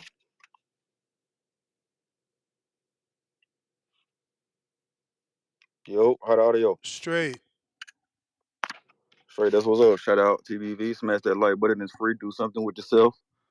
Hardcores and everybody else is here. I mean, I guess you could be a hardcore if you didn't watch none of the fights, right? I mean, somebody did call in and say they didn't watch none of the fights. But yeah, man, that don't mean they don't follow the sport, man. It's just, some things not entertaining enough for to catch a person's eye and make them watch. I don't know what people, they not hardcores, man. If they didn't know Morales was going to impress. I've been waiting on him to step up for a long time. For a long time, man. Who? So the Murataya? hardcore, yeah, Muay Thai, yeah. Oh, you call I'm, this a I'm, step I'm, up?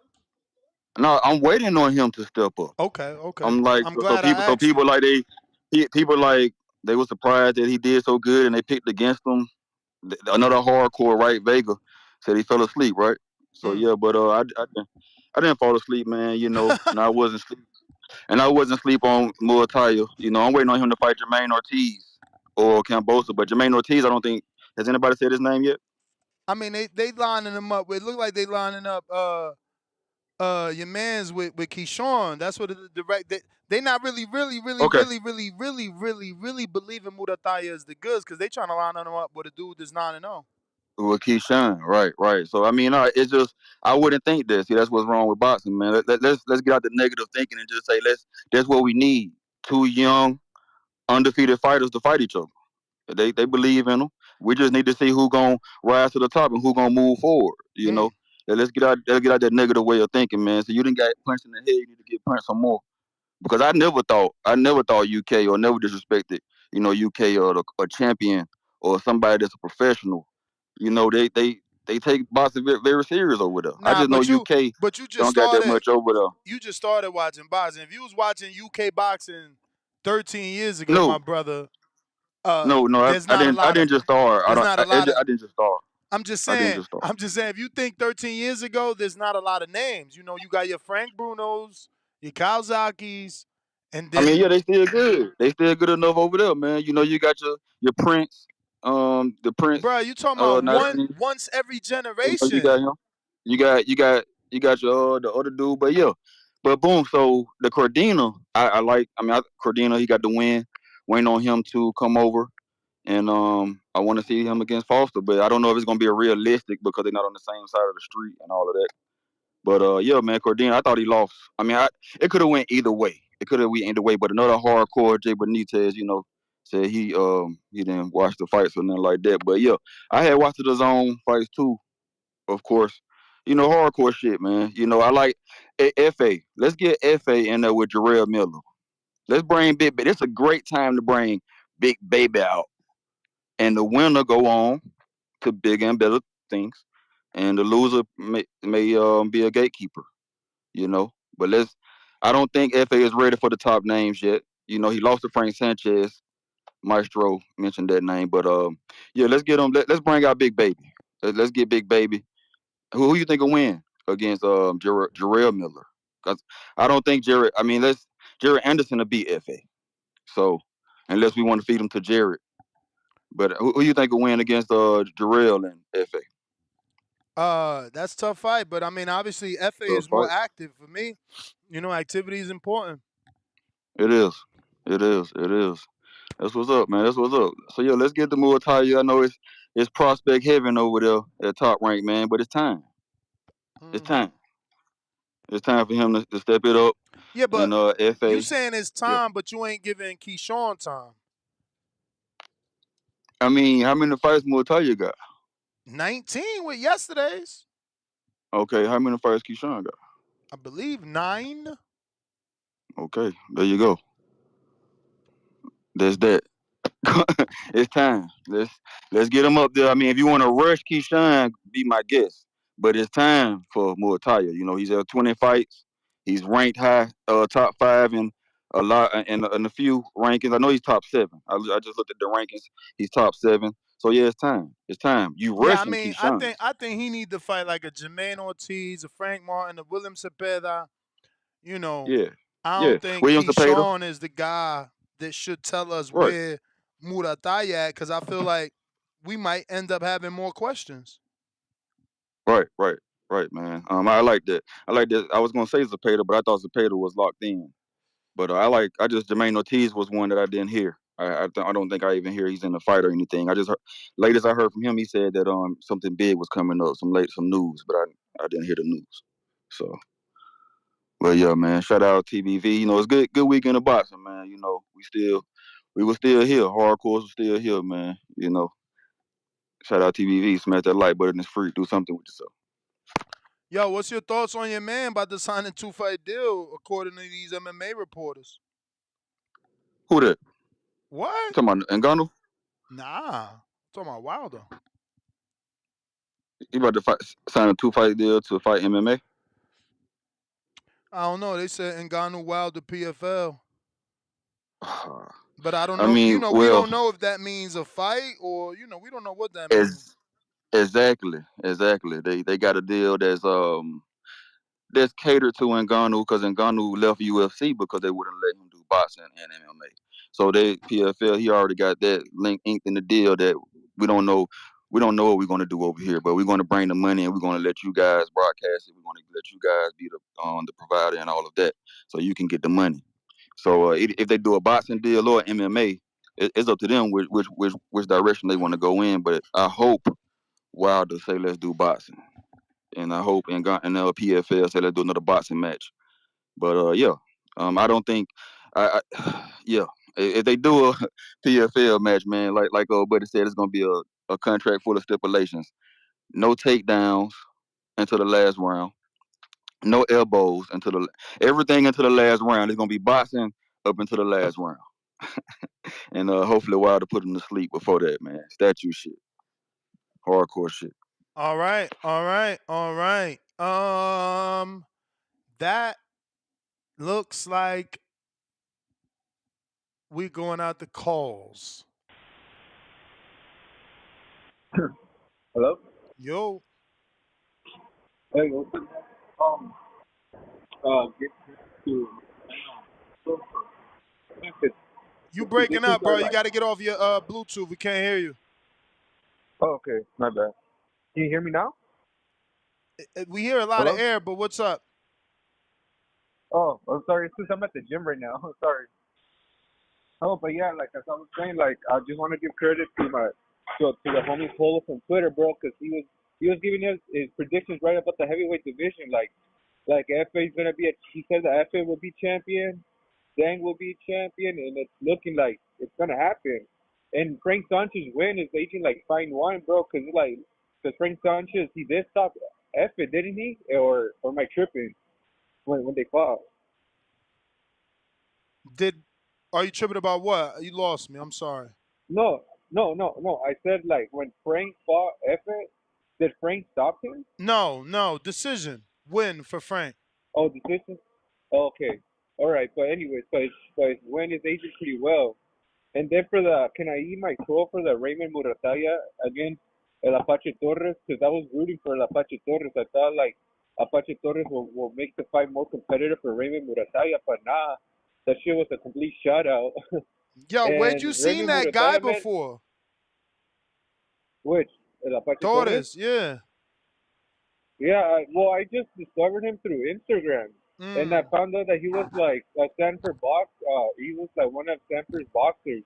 okay. So that's where I discovered him through Instagram, and then I was just watching some of his highlights. Like I never watched like one of his complete fights, but just by like like the eyeball test, like I was like, damn, I think like this guy he'll probably give Murataya a good fight, but no, I was way off. Nah, Raymond Murataya did his thing. He's too sharp. But yeah, I would like to see Murataya, against Jermaine Ortiz. William Cepeda would be a good fight because it's like in that fight we could get so many questions by Murataya how he could handle like a pressure fighter or and body puncher like Camarón Cepeda, man. Like that'll be a good fight. Kambosos, like since he's tied up with Lomachenko and Keyshawn, like even though Keyshawn is gonna look good like his last fight, I don't think Keyshawn will like give us so many answers like Raymond Murataya. I think like a fighter like even like a Pitbull Cruz could probably give us like many answers with Raymond Murataya to see like where Raymond Murataya really is. And also for the zone card, El Gato Curiel, man, like I don't really like pay it. I don't really like follow like that the small divisions. I'm gonna be honest, but man, that shit really surprised me because he knocked him out because he had 4 KOs. He knocked out the African dude. That shit was pretty crazy. So Word. Mexico has a new champion, and like, and also with the Cordina and Vasquez fight, I wasn't able to see that fight because I had to go do some errands. But like, was it controversial that fight? Because I wasn't able to watch it. Nah, I mean, I don't think it was controversial. I just think people expected Cordina to do a lot better than he did. Um, and the issue is that they obviously underrated the skills of Vasquez. I think Vasquez is a very skilled fighter. I think that the fact that he changes levels so frequently gives anybody issues, and they didn't see that. The Raymond Ford fight was a long time ago, so if you didn't go rewatch that, you might not know that Vasquez is as good as he was. Yeah, yeah, because my friend, like, my friend Polo from Twitter, he like knows his shit, and he like tells me about these fighters that I'm not too familiar with. And yeah, he told me basically the same thing, but like, yeah, I wasn't able to watch the fight. I was just able to watch the highlights. I think like right now, I'm gonna go back and rewatch it. And then with Yokosta Valle, man, I hope we hit the unification belt with Benito Estrada because that's a big fight for that division, honestly. And then also, what was gonna say? Oh man, I fucking forgot. But I wonder what's next for Raymond Murataya, man. Because honestly, I think like he's like the real dark horse in the division. I don't think like if I don't think that Navarrete fight will happen with the score. Because like I really want Navarrete to get a unification belt at the 130 division. And I don't know, like, if they'll put Murataya against the core. Do you think they will do that? Do I Like, think they'll put do Shakur Murataya Stevenson with, versus Shakur? I doubt it, bro. Why would Shakur fight Murataya? yeah. Yeah, that's true. Because it's like, I don't want Navarrete to move up to 135 just yet. I wanted to get a unification belt. Like, I wanted to grab another belt, like, against a boxer. Because then Cordina, he just came out and said that he doesn't feel like financially motivated to fight Foster right now. I saw that. I think I saw that on boxing scene that he said that he wasn't like really motivated like financially to fight Shaki Foster. Who? But Shaki Foster from Cordina, he's like said something like that on boxing scene. Yeah, I mean, he's looking for bigger names probably.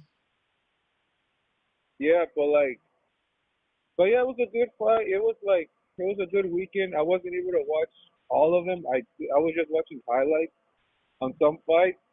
But like yeah, now and I would like to see my friend the Henry LeBron and William Foster. I thought Foster was gonna win just because I was going because he beat Edwin de los Santos, but nah, that was do may fight. but but yeah, man, that's all. That's my call for today, bro. Like, and have a blessed Sunday, bro. All right, brother. Appreciate you, man. Omaha, what up?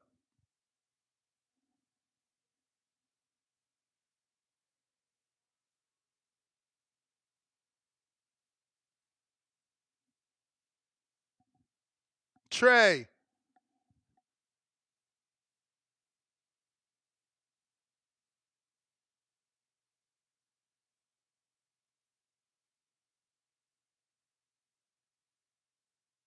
Trey, what's up? All right. Let me get to these super chats.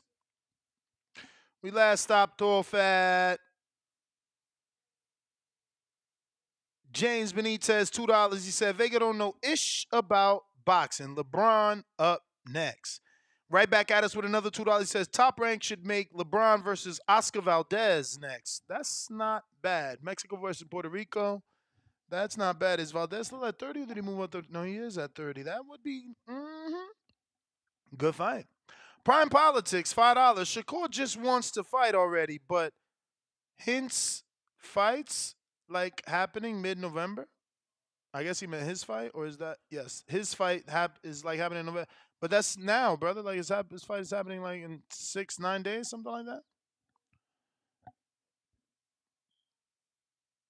So this guy's gonna duck me, huh? See, these dudes be ducking because they know I'm gonna give them that fire.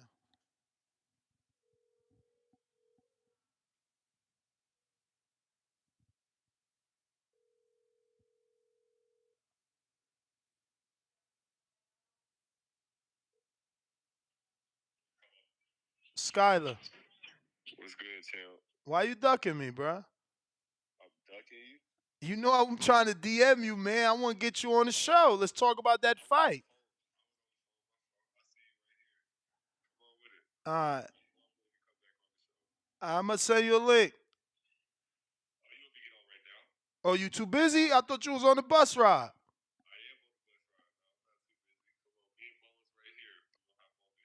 All right. Come on, man. We gotta talk, man. Getting tired and shit. Fuck all that. Fuck all that. Fucked up my money, man. Feel me?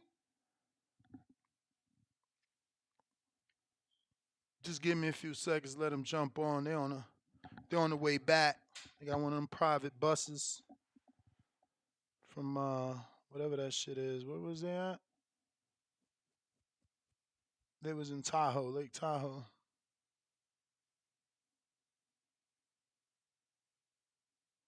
So we're just waiting a few seconds to get Skyler Lacy on the show. He is the one that had to draw with Robert Garcia fighter Antonio Mireles. Mireles. Um, Here we go. Champ, what it do? Yo, yo, yo. Can you hear me? I hear you perfect, man. How are you? I'm doing good. How you guys? How you doing? I'm good, man. You know I'm upset though. Yeah. What They happened, robbed me on the. man? Like, They robbed me on the draw. You mad about it? oh, so you gonna say you got robbed? That's how you doing it? Nah. Hey. Cause I seen your post, okay? I seen your post saying that, oh, I got I, the draw in the promoted fighters card, so you know what that means. Skyler, you won that fight if you would have just fought that fourth round a little bit harder, bro. I won the fourth round. Two judges gave me the fourth round. Yeah, but it's not universal though. Like, fuck the Uh, judges, the world. Like, that was the fourth round was the beginning of you showing us you of the was downfall. exhausted. How Yeah. how you gonna be that exhausted though, champ? This was your opportunity. This was my moment. What'd you say? Oh, hey. Oh no, man. They motherfuckers. So what they talking about is they gonna give you the rematch? Cause I think I'm so. sure this I was think. supposed to be an audition, man. Yeah, I think. I mean, shit. Nobody really talked to me for real after the draw of keeping 100, Damn. but a couple people was mumbling about a rematch. We gonna see what happens. They Bro, the game plan was on point. It was just the tank. The right hand was landing to the body, sweet. But you also had that left hand down so much. Was that also exhausting or just by nature? Why'd you had your left so low? we was trying to time the left hook up. We was really planning on throwing the left hook on his ass, but I never quite got the left hook down like I wanted it to. But I mean, hey, we put this shit out there, you know. I came to the fight in the best shape I motherfucker ever been in. And I What? left the shit all in the No, ring. no fucking way. No I'm gonna fucking way. tell you, listen, I'm gonna tell you, this shit ain't no joke. The fucking 6,000 feet, whatever the fuck, that shit ain't no joke. But you I told live in Bones, Vegas. He's everybody, supposed to be worse than you. yeah, I know. Yeah, I know. I just asked his coach on the bus. Well, one of the coaches on the bus, I asked them when they got out here. I was thinking I'm like, ain't no way they got out here when we did. But they did. They got out here on Wednesday. I mean, he Look, live man, in Riverside. we lined that shit up, man. Two undefeated little young prospects, 6'7" heavyweights, man. We lined that shit up, man. We put the shit out there. We live with the results. I ain't gonna hold my head down on it. We feel like we won 4-2, you know. Few judges had it like, well, one judge had it that way. Nobody had me losing this shit. I mean, we're gonna keep getting better from this shit, man. We ain't gonna hold our head down on this shit. Bruh, I'm on the outside looking in, so I could be I'm listening. wrong. I'm I could be listening. wrong on the outside looking in. But it looked like you got to hit the road work, brother. Well, shit, I'm gonna tell you, we was hitting the road work, bro. I'm telling you. Like, I wish the shit was that simple, but we're gonna keep this shit How much pushing, man. time did you get? How much time did notice did they give you Over a for this? month. Over a month. Over a Damn. month. It ain't no, yeah, ain't no, we ain't hold no, we ain't about to say like it was some little quick call or some shit. We had plenty of time. You should have been hit me. I had no fucking clue till last minute, bro. You know you was a plus 600. I'm mad as hell, okay? Let me We could have tell bet. you. You could bet on this shit. I didn't even know they could bet on this shit. Brother, could you bet? Plus 600 is sick. Brother, I I mean, had shit, you. motherfuckers. I had you and Ramala Ali, and she got the upset yesterday. And you were supposed to get the fucking upset yesterday. Hey, I Shit, was, bro. man. Oh I my God. was, bro. Yo, nobody knew who you was. I'm like, oh shit. This Skyler Lacy. When I seen the schedule, I'm like, they sleeping.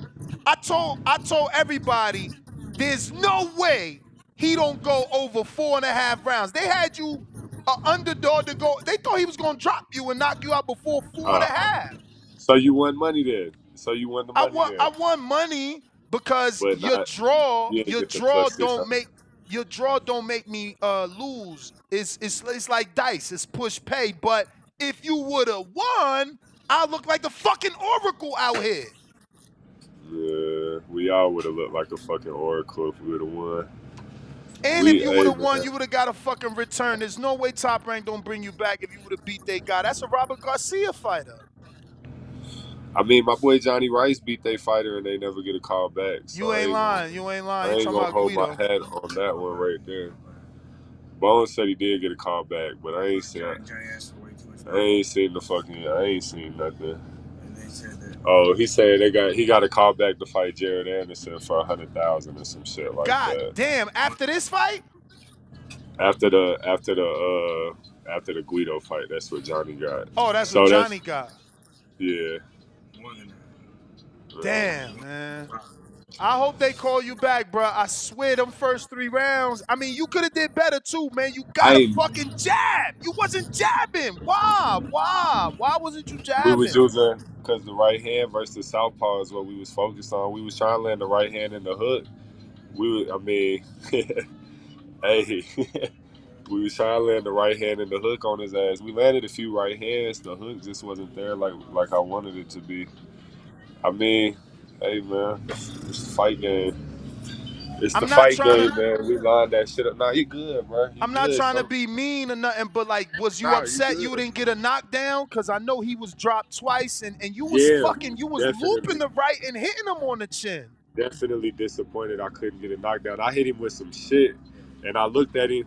Rodney yelling he's hurt, and I'm looking at him, and the motherfucker just blinking, looking back at me, and I cracked his ass with some shit, and I'm like, damn, this motherfucker. But they told me after the fight he could take it. He could take a punch until he can't. Like he can take that shit until he gets dropped.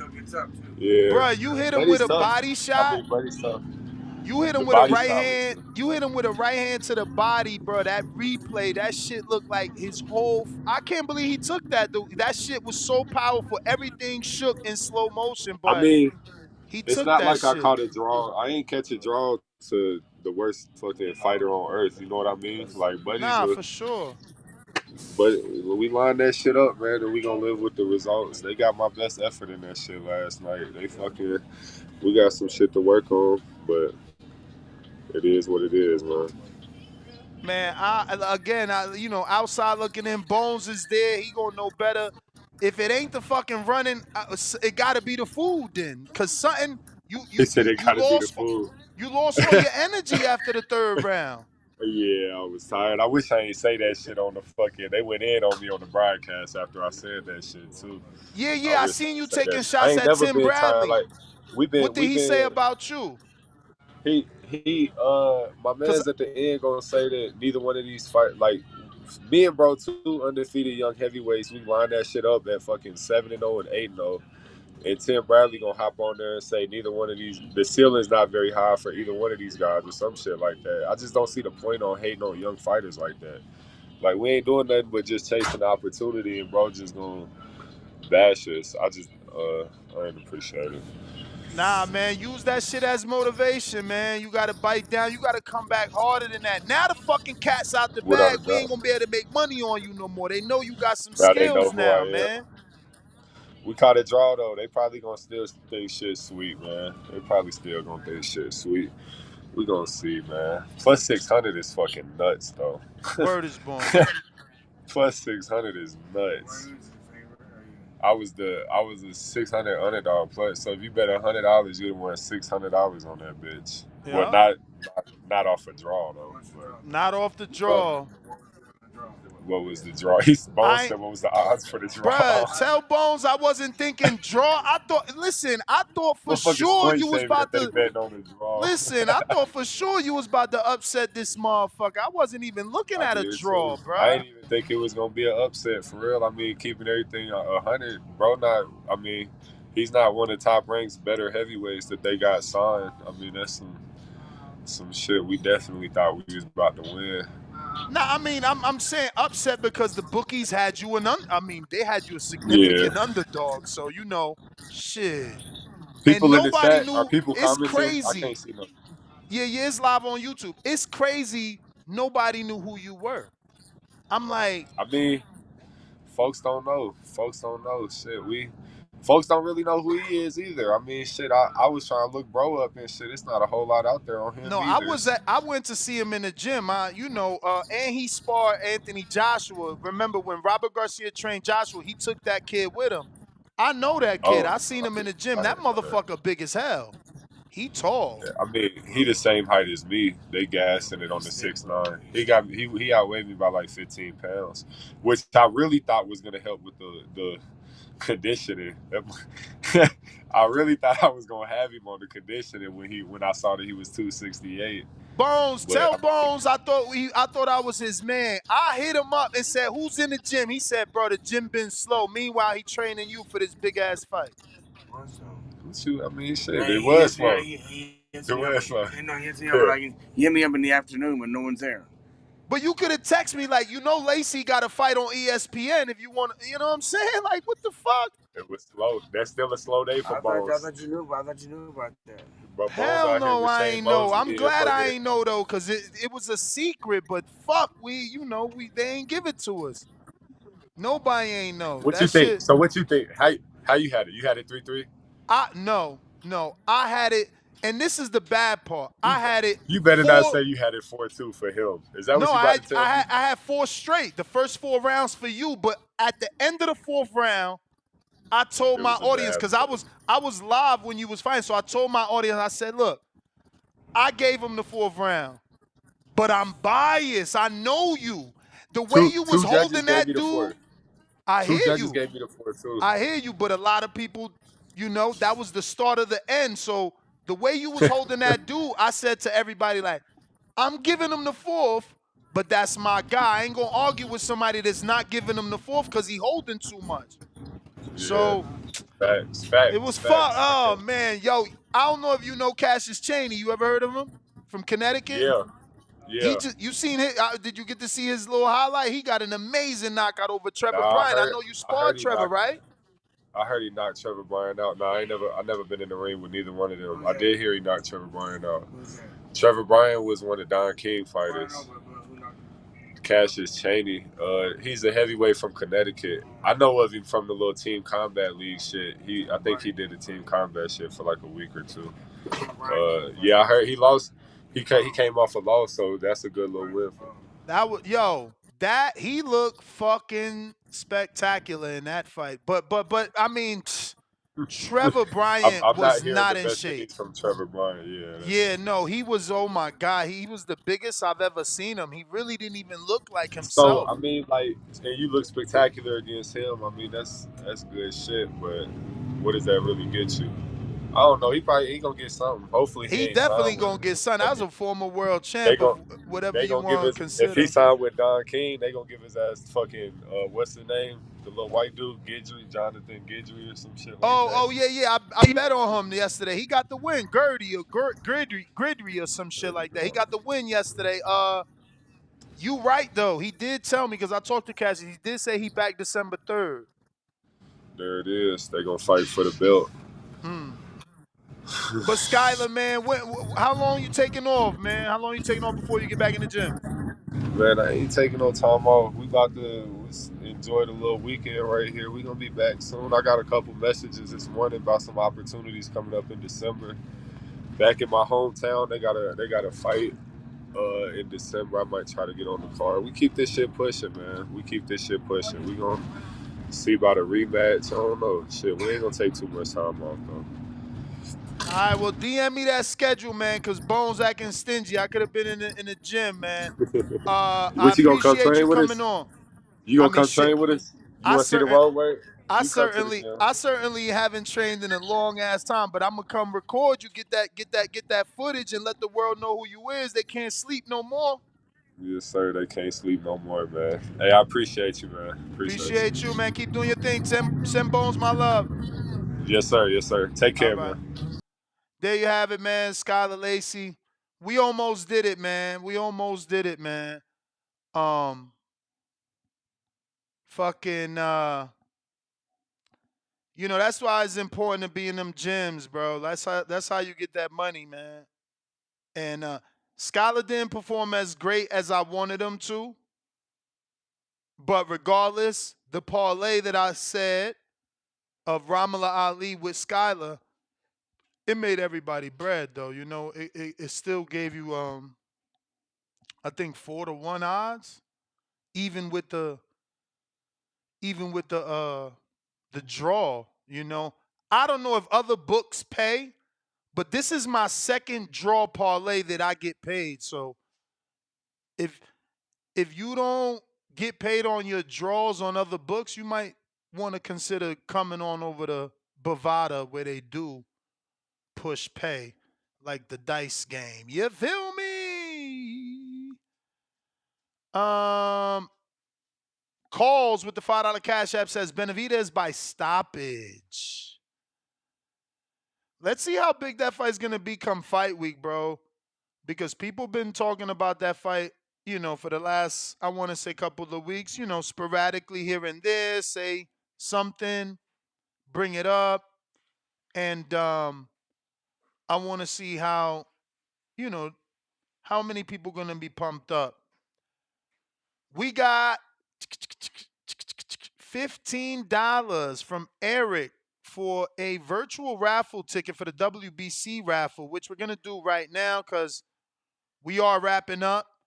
It is last call for callers. Now is your opportunity to call in. So I'm going to give you a few minutes to do so if you want to while I announce what we're raffling off, which we're going to be doing in the next 2 to 3 minutes. You get this WBC towel.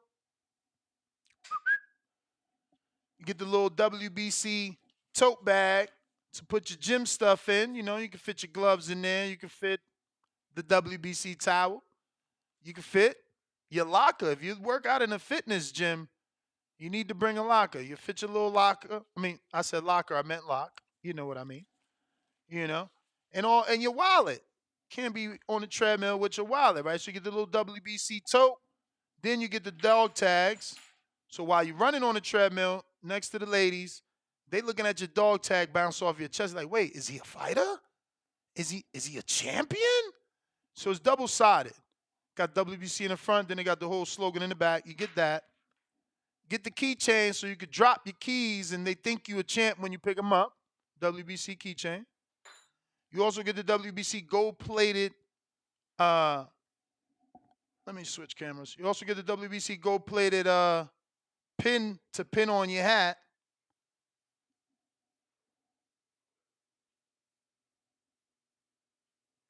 All right. Okay, there you go. Little WBC pin to pin on your hat. And then you get the hat to go with it.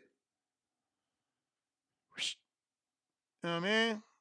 Nice little WBC hat with the WBC embroidery front and on the side.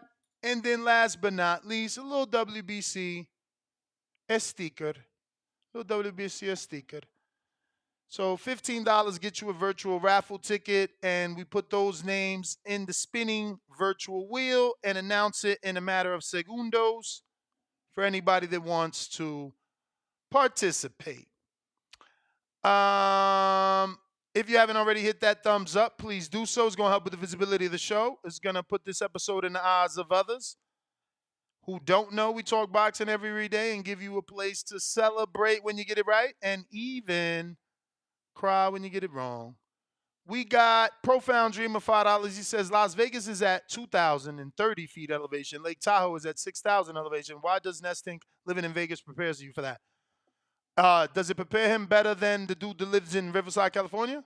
Why don't you Google that elevation over there? The motherfucker that's out here is already at high altitude. You know what I'm saying? Is it as high as Lake George or whatever the fuck? No, but he's better suited than the other dude. And he didn't look that way. The other dude looked like he had more energy. Joel Vasquez, $2. Don't ever bet against LeBron, pa. Puerto Rican flag emoji. Knock it off. Oíste. Knock it off. Damn, we still ain't get to the over 200 thumbs up. You dudes is really, really, really, really funny styles, man. Funny styles. I thought we was peoples, man. I see how y'all doing. Just for that, we going straight to the raffle. We gonna get this thing over with. Wrap it up so I could go smoke the rest of the day, spend time with the family. All right, let's screen share the raffle. This is let's give it a 1 minute countdown before we close the raffle, right? For those that haven't been able to vote just yet. Excuse me. Sending the money for the raffle. I said vote.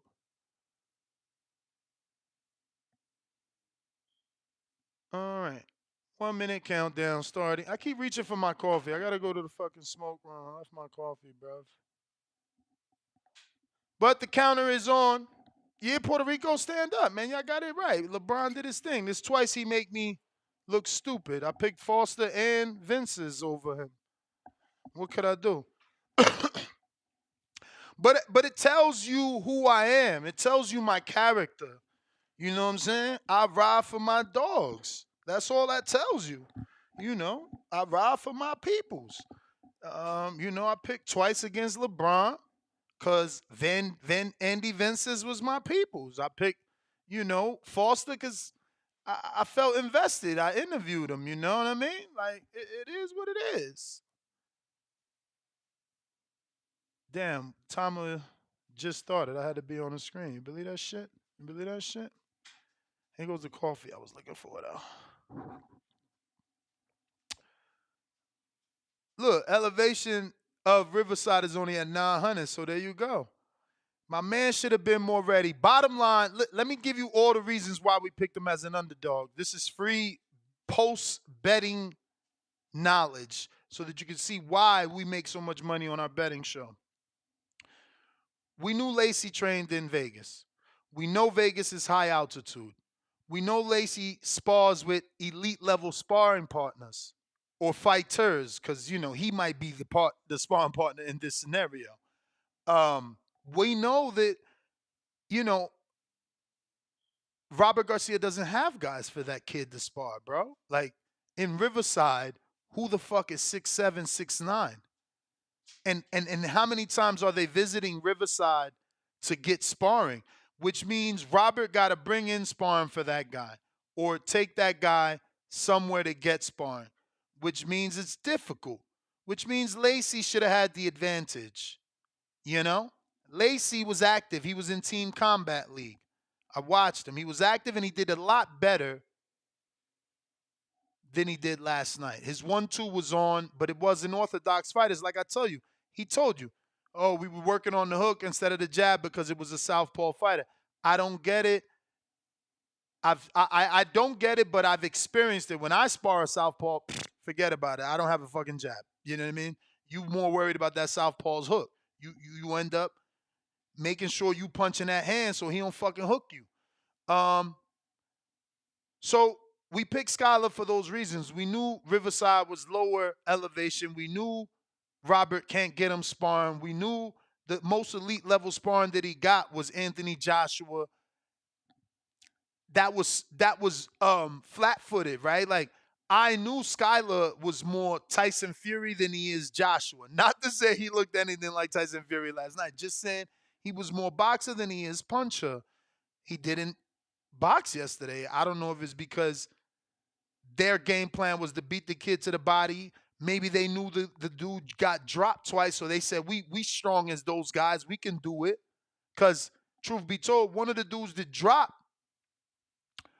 Miralles was a stablemate of Skyler Lacy. That dude, the Samoan Milalta, dropped Miralles. That's Skyler's sparring partner. That's his stablemate. So maybe he went into that fight overconfident because whatever he does in sparring with his stablemate. Not to say that I've seen him do anything because I never actually got the Samoan watch ever, spar ever. I hear great things about that Samoan, though. I think he gave Big Baby some work. And I mean, Anderson. All right, final refresh for the virtual raffle tickets. Looks like we're done ski on that, so we're going to go ahead and do the raffle as we speak. Screen sharing in T-minus now. This is the names. Time to spin. May the best man win.